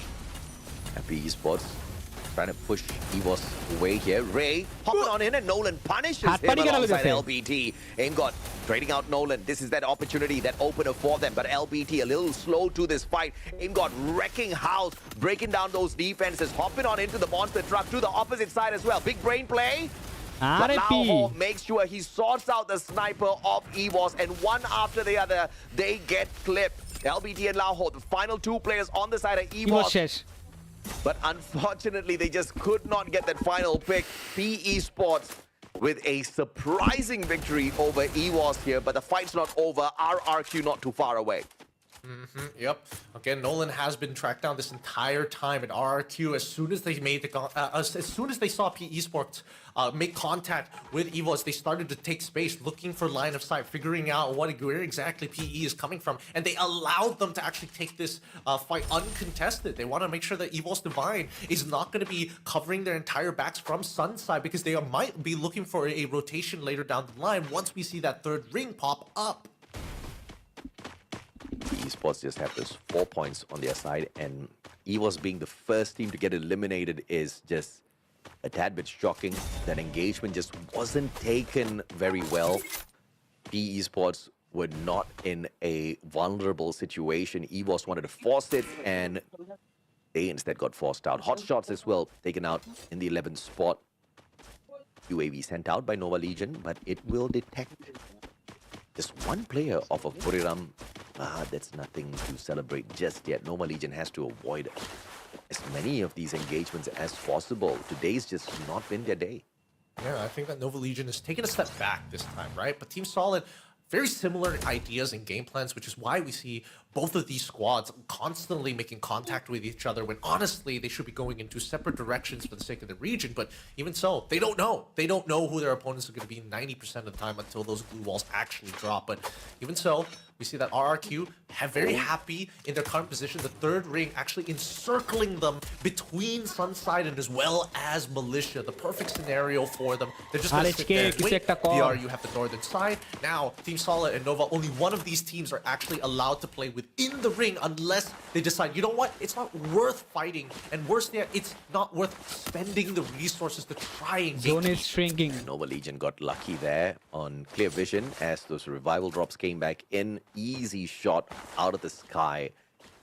But now they have to roll on their tummies as Team Solid and Buriram both looking at them threateningly, looking for that engagement. But Team Solid is not in a good spot to be fighting right now. They have to figure out how to reposition, and the next circle seems to be running out of defensive spots. If they do take a jump at, it might have to be in one of these roofs or out in the open.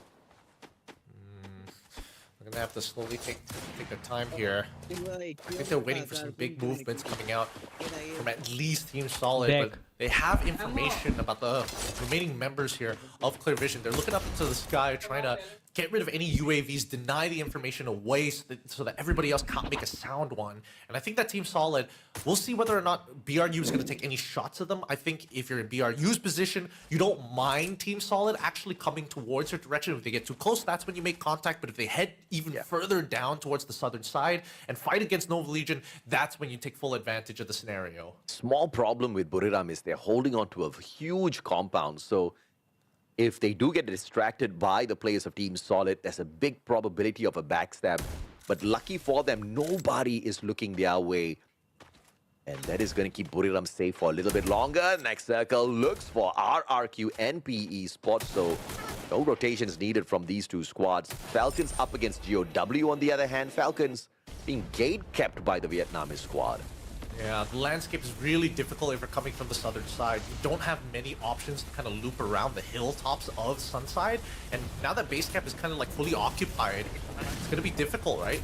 Now, Nova, and especially Team Solid, inevitably this was going to happen, right? They have to kind of find their own compounds as the next ring pulls deeper towards the northwestern side. It's a full engagement, actually. Nova Legion trying their best. And Seabass is buying his lot of time. The Riptide Brothers rip down the left side glue walls as he buys just enough time and finds a one-for-one trade, allowing the rest of his team to start walking through. Waksa in the back, trying to hold on as Woki makes his way in. He's already down on his knees, but Seabass, the entire time, still up and fighting. One hell of an engagement from Seabass. Team Solid looking quite liquid at this point of time, but they are just not adapting to the situation, and they will get flushed out. Demon shut down from afar. Oh, perfect return fire by Hans. Take it out, Karoro. One more now. The backstab is not going to be possible. It's a 2v1. Hans in a lot of trouble. And just unfortunate that he could not pull that off. Falcons just in a sticky situation here outside the circle. Looking for this next zone is going to be difficult. Buriam is going to be Pidai tough, se. but at least there is cover, natural forms of cover for BRU to play around. Again, really interesting rotation that they did in the mid game, and they made sure that their backs were clear because they went so far out of the way. Clear Vision, unfortunately, bowing out at 8th. Now all BRU has to worry about is Redcliffe on their right. And down by the south sides, we're seeing that Nova Legion Sebas, he's still alive, right? And this entire time, Oh my. weren't able to deploy their gatekeeping tactics like they did previously. And now Nova Legion, currently the elimination lead. Lopez, he gets taken out. Baal, he sneaks up a shot from halfway across the map. We see that the next wing is on the southern side. PE starts spilling out to clean them up, and they've already found 2, and that should be the end of them. Nova Legion tried their best, and pretty sure I just saw BRU making their way from that left side as well. Falcons on the top. You can see that Wasana leading the charge, smells blood in the water. And RRQ instantly puts a little bit of a pause onto Buriram's rotation. Jonah straight down to the ground, and again, the connection courtesy of the Winchester out of Dutz's hands puts Captain Jonah on the ground once again. But the electrotherapy, charging up Captain Jonah, get high, running on in, and now RRQ focusing fire onto PE Sports instead. Falcons stealing away that point, and Buriram returns fire. Sniper of RRQ down on the ground, but Falcons with their high ground should be able to control Buriram's rotation. Oh my goodness, Buriram, they're taking shots. PE Sports had to take the first initial shots. BRU can still make it in. They still have 3 of their members. They did take a bit of attacks, but they need to make sure that Falcons are the first ones who are forced out, because they are the ones who are keeping RC and as well as BRU in check. They hug close to the wall, but the artillery is taking a huge toll on every team on the outside. Oh, the grenade launcher out of Jonah, tossing in a couple of nades. Not finding the spot just yet, and Falcons barricading themselves with the time turner. Smart play coming through from the Thai squad. And just with 2 more survivors on the roof, Falcons in a little bit of a pickle. RRQ refusing to give away the spot on the second floor. Dude goes down to 3 players, and he takes himself out of the equation, all thanks to a perfect glue wall by Buriram. Just deflecting that nade. Unfortunate for RRQ.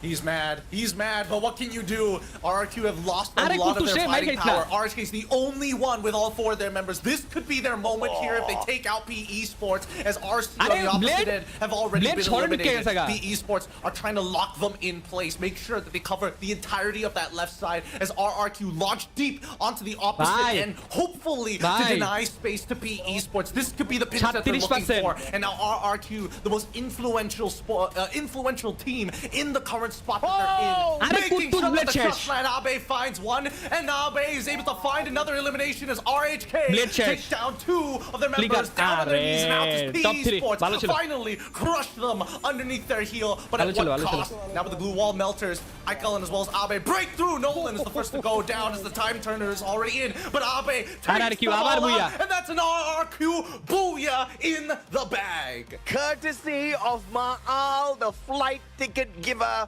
My God, what a beautiful back-to-back riptide rhythm, ripping apart the opportunities of both PE as well as the one and only Red Hawks, not giving up, not letting go. They still wanted those points, and deep into the circle, so much of doubt on the Bangladeshi squad, but unfortunately for Bangladesh, still eluding them is the booyah, and the aggressive team gets to win that out. RRQ held on to the best position possible. The house had it for them. That second floor dominance, nobody could get to them. The roof was taken, the ground floor was taken, and the second floor just stayed in the hands of RRQ for the longest of time. And then towards the very end of that sequence, the very sneaky Maal flanking all alone towards the left as the rest of the RRQ players move towards the right, taking the fight straight up to PE and Red Hawks, and all Maal needed to do was back them up with some riptide rhythms, man. They made that look so easy, so beautiful. It really was so beautiful. And I think that RHK initially thought that because of RRQ's movement that they would get a little bit of support on PE Sports' backs, but that just wasn't the case, right? RRQ were not looking to turn this into a simple Clash squad at the end of the day. They did.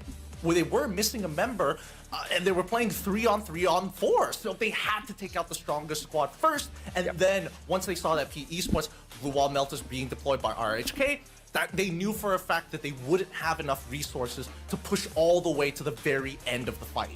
Yeah, man, it's... I wanted to say it's unfortunate for Red Hawks, but the fact that they're making it so deep into the final circle and twice already today is very impressive. We saw how their debut was, and it was horrible. The version that Red Hawks is right now, this is what we need to see more out of. And if they keep this up, qualifying for the grand finals is not going to be an impossible thing at all for Bangladesh. I'm really excited to see this, but of course, again, the highlight needs to go back to two teams. RRQ, yes, but mainly PE Sports, who have been so consistent throughout the whole day. Yes, RRQ does get the booyah. Yes, they do keep that #1 spot, but PE Sports just running away from everybody else.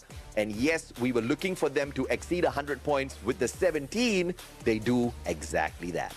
Yeah, this is a lot more of an aggressive game, right? During the mid-game, we're seeing that a lot of teams are making plenty of contact with each other, getting really down in the dirt. Like, RRQ, at least, they take their time, and once they found the God spot, they really take advantage of so many teams. You could see by Ring 3 how influential they are in a lot of fights that don't necessarily include them, but then teams like Falcons, like PE Sports, and even in this case, GOW, really going out of their way to start chasing these bigger eliminations, that everybody was coming into the ring with 3 members, 2 members even. Red Cliff took a lot of damage, Clear Vision, and I think the one who got it the worst was Nova Legion. Position point nahi Oh, let's take a look at today's standings here. I'm excited to see this one. PE Total Sports pass number officially breaks the record of the most number of points collected on one play day, and we are not even done just yet. We still do have Solara coming up. So good luck, PE Sports. Let's see exactly how much more you can squeeze out of this. And RRQ Kazu scoring a double booyah on this day 3. They have got 2 to their side, but in terms of points, they still need to collect a few more for themselves.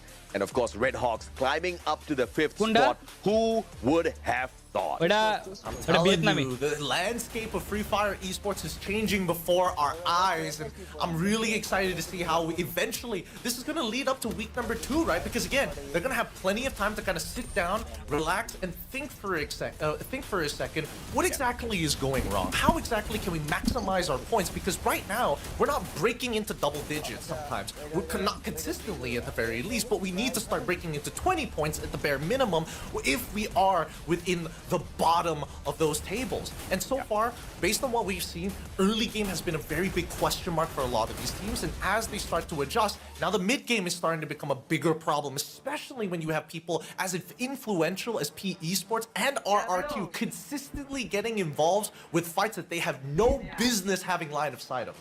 Now, this is the single most important game of Phase 1. This next match will determine if or not your squad, who's struggling to find the top 8, can make it or not, because the top 8 will qualify for Clash Squad. But of course, looking at the lineup of active skills here, no surprises why RRQ was able to get all the way to the end, especially with Dudes bringing in that Steffi as well, trying to lob those nades. This time, though, those nades is not finding the opponents as sharply as what he used to do. But it doesn't matter in the grand scheme of things. Abe and Ma'al stepped up for the squad. Just them alone, 11 eliminations together, plus the 2 from Ekal, totaling up to a total of 13 for a match that jumped them to that 2nd spot. They were playing that 2-on-2, that's not necessarily. They also played the 3-on-1s, not necessarily fully committed to it. I love that fluid motion that we see out of RRQ, especially when they're trying to not only go out of their way to find elimination points, but still maintaining the line of scrimmage, making sure that their little hunkered down bunker is not only going to be safe, but they always peek out their heads to snatch away 1 or 2 points. Yeah, let's take a look at the MVP of the match as well. The one and only Abe, 6 eliminations, 5 assists, 3,403 on the damage, rocking the Valiant Dash with the Oscar M590 weapon of choice, the lethal weapon that was getting him a majority of those eliminations, walking in here with the Olivia as well as the team booster as well. You can see a very defensive passive build, but on the active skill on the other hand, he mostly is a very aggressive player. So we understand that this guy is literally a running tank as he smashes down all of those glue walls. When he does meet his opponents, yeah, that shotgun is unforgiving. It's really unforgiving. But I think the best part is how Aikal supplements him on the Tatsuya, right? Because again, it's one of those strategies where you're expecting Oscar to break those walls and then Tatsuya to run in, but they actually did the opposite, right? They used Tatsuya to draw a line of fire and then instantly start bulldozing through those walls to allow Abe to get those first initial shots without taking much contention whatsoever. Again, really great stuff coming in from RRQ's side until the very end where the blue wall denied the grenade and accidentally blows himself up. But other than that, yeah, it has been pretty smooth. Yeah, that was that was an unfortunate blunder. But of course, we're going to ignore that for the time being because they still did manage to play a little bit of a recovery from that situation. At the end of the day, something like that is inevitable, especially when you mess around with those nades, especially when you mess around with that grenade launcher of all things. But let's take a look at the game schedule once again to get a quick recap. And today, dude, I feel like I'm not watching the global finals. I feel like I'm watching the Southeast Asian region just do their works out there. We are back to FFWS C4, bro.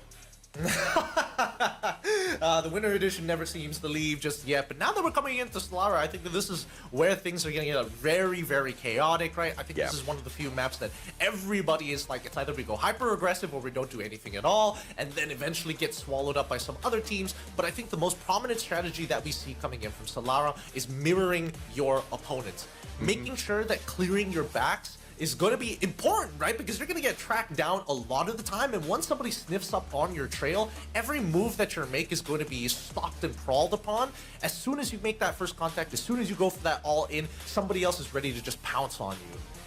And I am looking at one squad, and that one squad is called PE Sports. The only team in this combination of groups that has got a Booyah on Solara to their name so far. The only team in shooting range for the #1 spot on the overall leaderboard by the end of Solara. The only team capable of overtaking Fluxo on that #1 spot. Can you believe it? PE Sports out of Vietnam. My God, they have to be proud of themselves. They really should be. This team looks completely different from what we used to know them for. And I think, you know, after that big slump, this is the best that they've looked in quite a long time. It's one of the few strategies that you would imagine would not have worked out as teams start to figure them out. But so far, the coordination really is taken to the next level. They've elevated a simple strategy of peaking as 4 into a team-coordinated effort. It's never just one guy when you're facing PE. Nah, never at all. And they've just been so sharp today. The amount of improvement seen in the region, the amount of improvement seen in PE Sports, I'm in love. Totally admirable effort so far from them, and it's nice to see everything working out in their favor.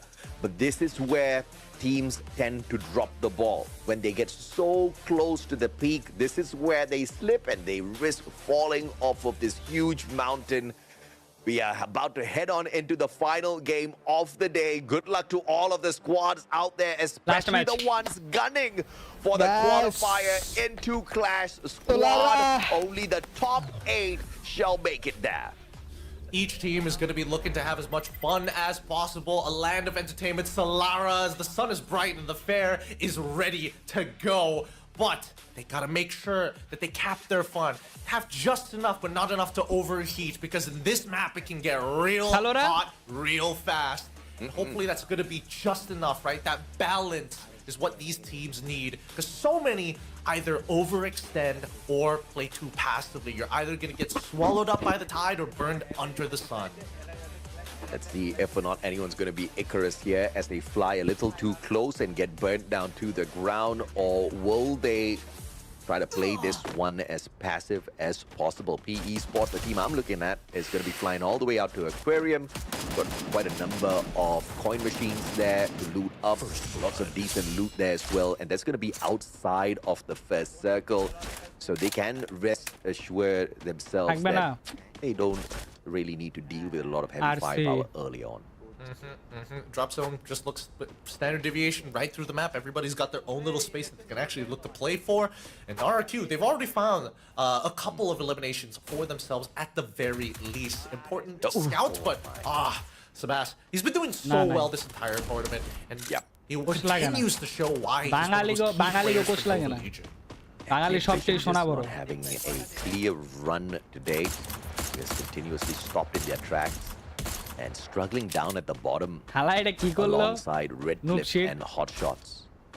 And surprisingly, even Team Solid struggling at the bottom. Down with them as I speak of Red Cliff. Team Solid annihilating them.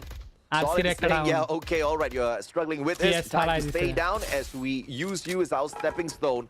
But one more survivor here for the side of Red Cliffs, and Liku brings back a buddy of his. Little insurance policy purchase back here, and the Bangladeshi squad gets to stay in the lobby a little longer. I'm hoping that Team Solid does really well. I still remember their performance during EWC, and even in their own region, they get really aggressive in maps like this, because again, there's still a lot that could be said for teams trying to polish up. There's no clear strategies just yet here in Solara, despite it being out for quite some time now. It's still relatively new to the year, but now we see that EVOS actually mirroring Russia. He has full view of where everybody is, and now Sebas, the first one to get taken out. They weren't expecting, they didn't hear the rails of 3 members of EVOS. This is deadly. One of the best players out of Nova Legion taken out of the equation already. Cluso trying his best to distract the players, but Lopez on standby with the VSK, trying to see if or not he can smack down any one of the players on the side of EVOS that makes one big mistake. Floki caught out by Hochil, and the P90 will find him, tagging him up, leaving 10% of the health, and a little overkill, but Russia drops it with the sniper from afar. And Nova has to get out of there with too much damage placed on them. They need to start playing for recovery and lever. It's really unfortunate that that bounty is still on him, and the most important member who had the bounty has been claimed. Now, EVOS can back off. They get the extra coins off of it as well, which is great for their economy so far. But for Nova Legion, we'll see whether or not they'll be able to recover as we cut on over to Hotshots and Falcons. Yep, Leo down. Hotshots in a little bit of a pickle here. Double Riptide Rhythm sent the way of actions. Couldn't get away in time. Just one more with the AC-80. Does a number on him. Easy pickup here for Falcons. 4 eliminations already, and they are geared up. Falcons is quite far away from that 8th spot. They need to overtake Buriram, Nova Legion's GOW, in order to sneak on in there. And the number of points that they require to do this is just overwhelming. A total of 34 points. But we've seen Falcons drop a 40 bomber on us in the past, so it's not impossible. I won't put it past them, but they just haven't shown that version of themselves just yet, Gideon. Yep, we haven't seen, again, even when we are seeing them do decently well in maps, they're playing a more passive approach where they can start taking advantage of people when they find their own god spots, similarly to RRQ, but they're a little bit more decisive. They're not looking to hinder people, they're truly looking to wipe them out in its entirety. Now, EVOS, actually turning tail, right? They do notice that the movements coming in from specifically GOW at this point is kind of stagnant in their position, and EVOS realizing that it's going to be an uphill battle if they start taking fights going in that direction just probably isn't worth their time, not to mention that the next ring is about to reveal itself as well. That's exactly what all the ladies are expecting, for a ring to be revealed. But as usual, teams like PE Esports, they buy their own time. They chill. They say, you know what, give me some time. I need to think about this. TV Tower, I hate this compound. This is where I always land. I get a massive number of eliminations, and then I'm out of the lobby. There's always one guy at the top, all right, Gideon? And I never spot him, and he always snipes me. Yeah, and even when you think you've already cleared the guy at the top, somehow somebody else gets up there, but now EVOS now taking the fight on to clear vision. Again, this bounty is so important to them. More importantly, with the information at hand, they've already taken out Stat. And also getting involved in this GOW not too far away. And they gotta make sure that shield doesn't go down, but Russia ends up getting headshot as well by Dian. There's not much they can do at this point. Everything about his skill, unfortunate. Steve counts him at 180.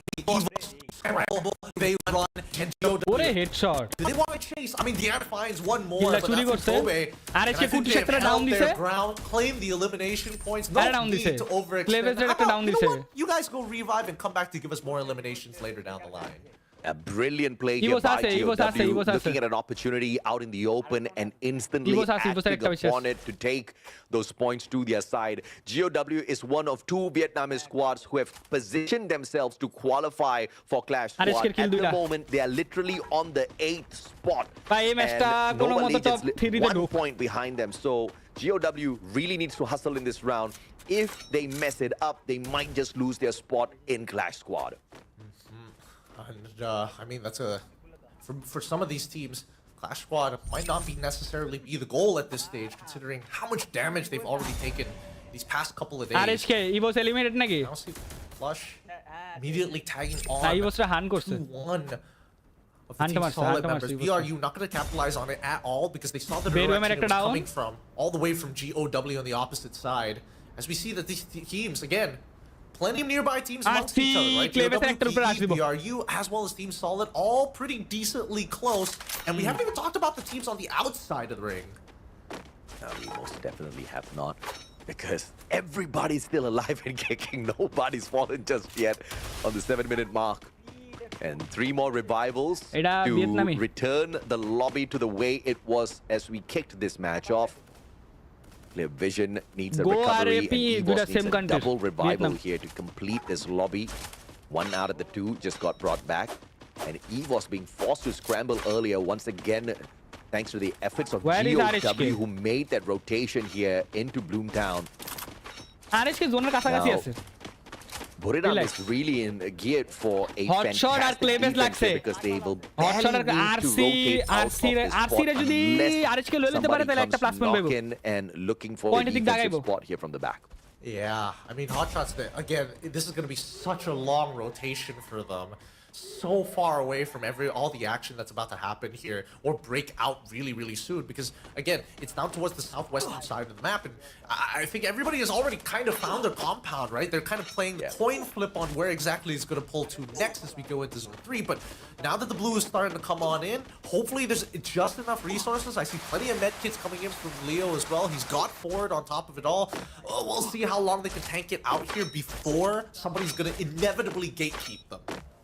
Shots 1 elimination so far, and then we catch up with the aerial view of GOW, RHK, position in close proximity up against each other, but annoyingly enough, Solara is just the kind of map that has so many compounds that you can hide away in and not engage unless you're forced to. And neither one of these 3 squads are attempting to put themselves in a little bit of a pickle, going out looking for points. They're just going to stay here until they're forced to get out of their defensive spots. As we see that all the members, at least those playing on the inner circle, RHK manages to get a little compound for themselves, aware that RRQ is not too far out, playing on the opposite compound, just at the edge of the Liars of Boomtown. But I think the scary part right now is that, again, it's still heavily populated as we start moving into ring number 3. Eventually, we'll start to see teams be forced to clash against each other. This is one of the few Solara maps that we're seeing that teams are really taking a chill pill, right? Not as many engagements as we wanted to see. A lot of revives coming on through compared to what we saw earlier today, where so many of these teams were getting wiped out very quickly. Let's give you guys a sense of perspective here. 3 teams are fighting for the qualifier into Clash Squad as of this point of time. And they are not in the top 8 just yet. Falcons need to obtain 17 points more than GOW in order to qualify, which means if GOW picks up points, they need to pick up whatever they have and 17 more than that in order to overtake them. Nova Legion is the closest one to GOW. They just need 1 point more than GOW to be safe, 2 points more than GOW to not end up in a tiebreaker situation. Even Buriram is geared up to qualify, and Buriram needs 12 points more than GOW. In all of those statements, the constant is GOW. So if they want to stay qualified, they need to survive all the way down to the final circle and maybe even walk away with the booyah.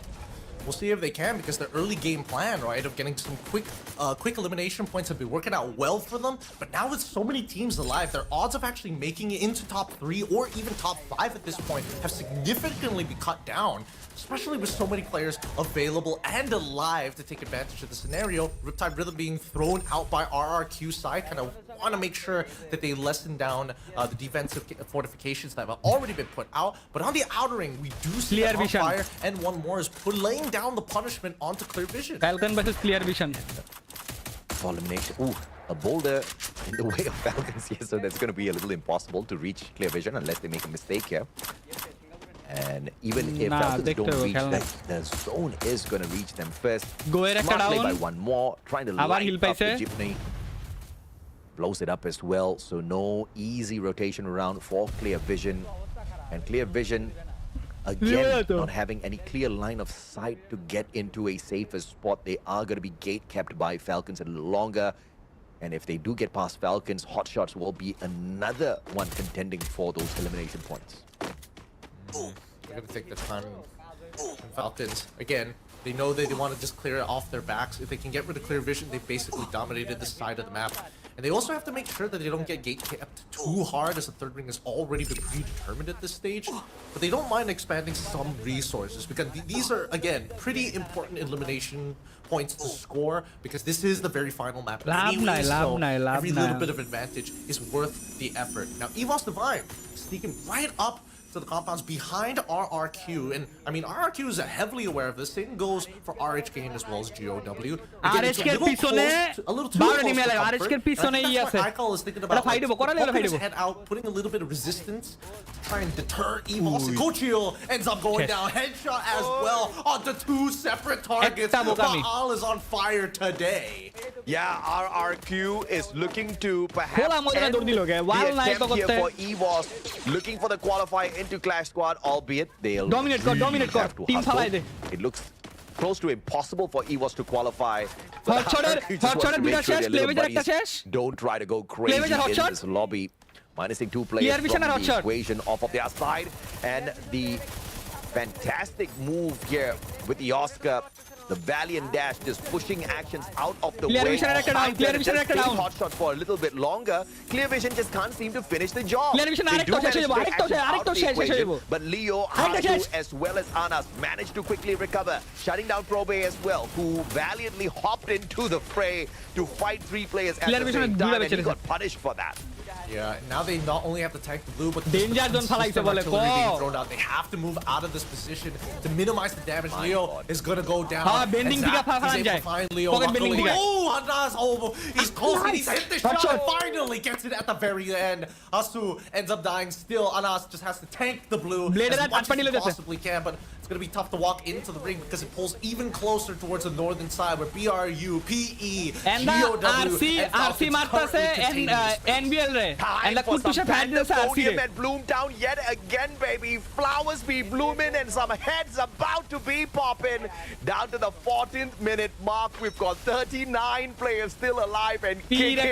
And obviously, this is about to turn into a slugfest. You are not going to be able to see where those shots are coming from. We are about to see tons of players get eliminated back to back in a little bit. Flicker finding the connection onto Red Hot still alive and kicking. They want those points. No qualifier into Clash Squad just yet for the Red Hawks, but climbing up the leaderboard is definitely something they should be looking to do here in order to qualify for the grand finals in the grand scheme. Yep, look at how much action is happening across the board, right? Everybody on the exposed on the outside, despite not being in blue, they'll have to use one or two medkits to just kind of make sure that they don't take the chip damage. Every point of health matters. Especially we have such sharpshooters on every end. Oh, Rex, he's already down. It looks like as we see Falcon trying to move out, they're just taking just so much damage from Nova Legion hovering as well as GOW on the southern side. Eventually they have to fight each other, right? Eventually they have to get in contact as they find even lower ground to keep themselves unoccupied by GOW. And I don't know if RIP can find that angle just yet, especially since the entirety of that northern side is exposed to not only EVOS Divine, but PE Sports. GOW, they do not know what's happening, but Nova Legion needed 1 point more than GOW, and they got 4 points more, but they just got annihilated and kicked out of the lobby. But GOW is still alive and kicking, and now GOW is taking those shots off up against the team that just eliminated the contenders who were looking for their spot in Clash Squad. EVOS clunks out as well. Falcon Kororo dropping the monster nade, drilling 2 lives away from PE Sports, disabling them potentially from getting the booyah this time round. But PE is literally camping on a vending machine. Revivals are not going to be impossible here for the Vietnamese squad. They're trying their best, but while this fight has been happening, Anas has been stealing away elimination after elimination as he holds the highest point of the map. And he's making as if he's got an entire team with him, right? Working together. As we see now, the GOW goes to the top side. Oh, Riptide Rhythm has already been thrown out, and they can't hold on as our Red Clips going to be the next to get eliminated here as RRQ and that launcher doesn't seem to disappoint.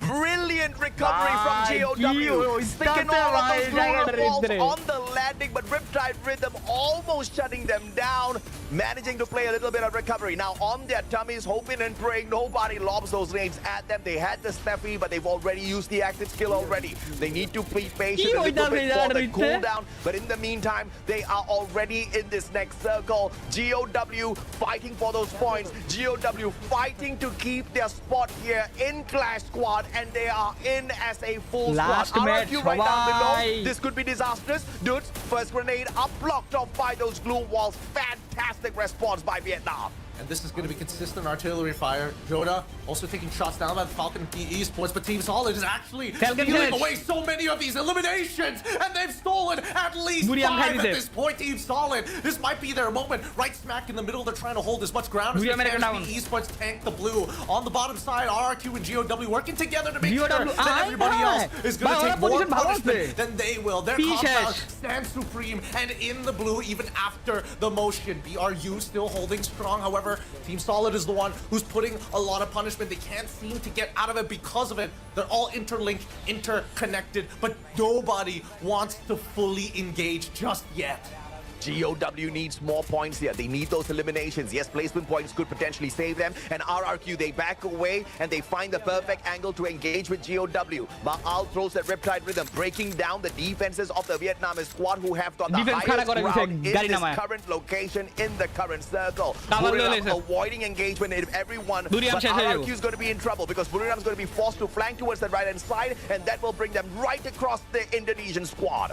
Yep, and this is going to take a lot of pressure off of GOW because now RRQ have to look towards BRU side as they're slowly getting pushed on over. Team Solid making some really good decisions. They just need to make sure that they can break away those glue walls, and they hope that somebody moves forward, and GOW is going to be the first one to do exactly that. Now RRQ, they turn their angles, make sure that they keep BRU in check. Again, very wide purpose, but now they're even bringing the monster truck into play as we see Wasana and Get High slowly influencing this motion, forcing RRQ back into that corner despite holding 2 complete separate angles. And Team Solid and RRQ refuse to move. A brilliant rotation by GOW. They now have the best defensive spot, but here comes Trap and grenade launcher! Almost annihilating GOW, tagging up all 4 players at the same time, but he was only given room for 1 of those grenades. Instantly the Steffi is spot. GOW stays safe. Team Solid, they back away, and RRQ now being forced deeper into the circle by the zone. Wasana runs through all of them. Get High gets clipped from the back, and Buriram will survive with only the best rusher on their side. Wasana into the monster truck, very low on that HP, and the zone is going to annihilate Wasana instead. Ekal claims the point off of him, and GOW avoiding the engagements like the brilliant squad that they are. RRQ still playing. It's again a 4v4v4, and RRQ is taking damage from all sides of GOW as well as Team Solid as they look to hold their position, hold their ground, and now the A1 has already come through, and GOW can't have any more resources. Team Solid's got a good opportunity. Still 2 members left. Down to the last fight, healing through the damage. Dudes gets blown out of the water. Quanta clutches it at the end, and there you have it, the booyah from the west that we were waiting for. Team Solid comes up on top. Team Solid finally finding it within themselves to bring in that recovery play. But alas, it's too late. They were too far away from that 8th spot. But to show that they are not to be messed with, to show that they still have some skin in the game, a solid booyah from them. And you are right, Gideon. Finally, the West wakes up in this lobby pulling the first Western Booyah of the day. But the story is still going to be focused on who are the top 8 squads. GOW, by how many points were they able to save themselves with? Because again, Nova Legion at one point had 8 eliminations and they had overtaken them. And if it wasn't for RRQ, I believe GOW would have gotten kicked down to the 9th spot and Nova Legion would have qualified. But that just wasn't going to be that storyline. They got snuffed out by Indonesia, and Vietnam went all the way to that final circle. Yes, they got snuffed by Team Solid, but GOW is still delighted. Woo! One hell of a Solara player. Man, you would have imagined that it would have been a lot faster, that teams would be a lot more desperate, but this is a very different angle that I don't think most people were expecting here.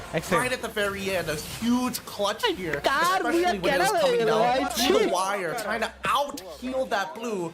2 more seconds, and it would have been RRQ's game. I dare say that was the best game so far here in the global finals. I mean, you just gotta give it to the squads. They were all hustling, and GOW, the survival gameplay, the tenacity out, and again, Vietnam. Vietnam used to be Bangladesh. Vietnam used to be Pakistan with the way they used to struggle in the competition, always the bottom feeders, always being targeted by everyone because they were easy points. Well, they are not so easy to rip a point off anymore. And I cannot believe this improvement that the whole region has brought in as a whole. Yeah, no, the improvement is crazy, and I think that they've got a solid game plan that really takes advantage of the meta. At the same time, but I feel like the coordination is kind of none at this point, right? Really good comms amongst the chaos that we did get to see in the middle of Solara. And you know, we talk about the dual champs out of each and every single region. We had Falcons from Southeast Asia. We had Red Hawks from Bangladesh. And we had Fluxo from Brazil. And only one of the 3 dual champions have qualified for Clash Squad. But I'm still curious on if or not PE Sports managed to do the unthinkable, right? And looking at this leaderboard, it says that they don't. They were so close in terms of pulling away that #1 spot from the side of Fluxo. Instead, they falter, but they almost gave it away in terms of what they could do out there. RRQ Kazu just taking that one final corner around to overtake PE Sports because of the massive round that they just got. 24-pointer just behind Team Solid that scored the Booyah.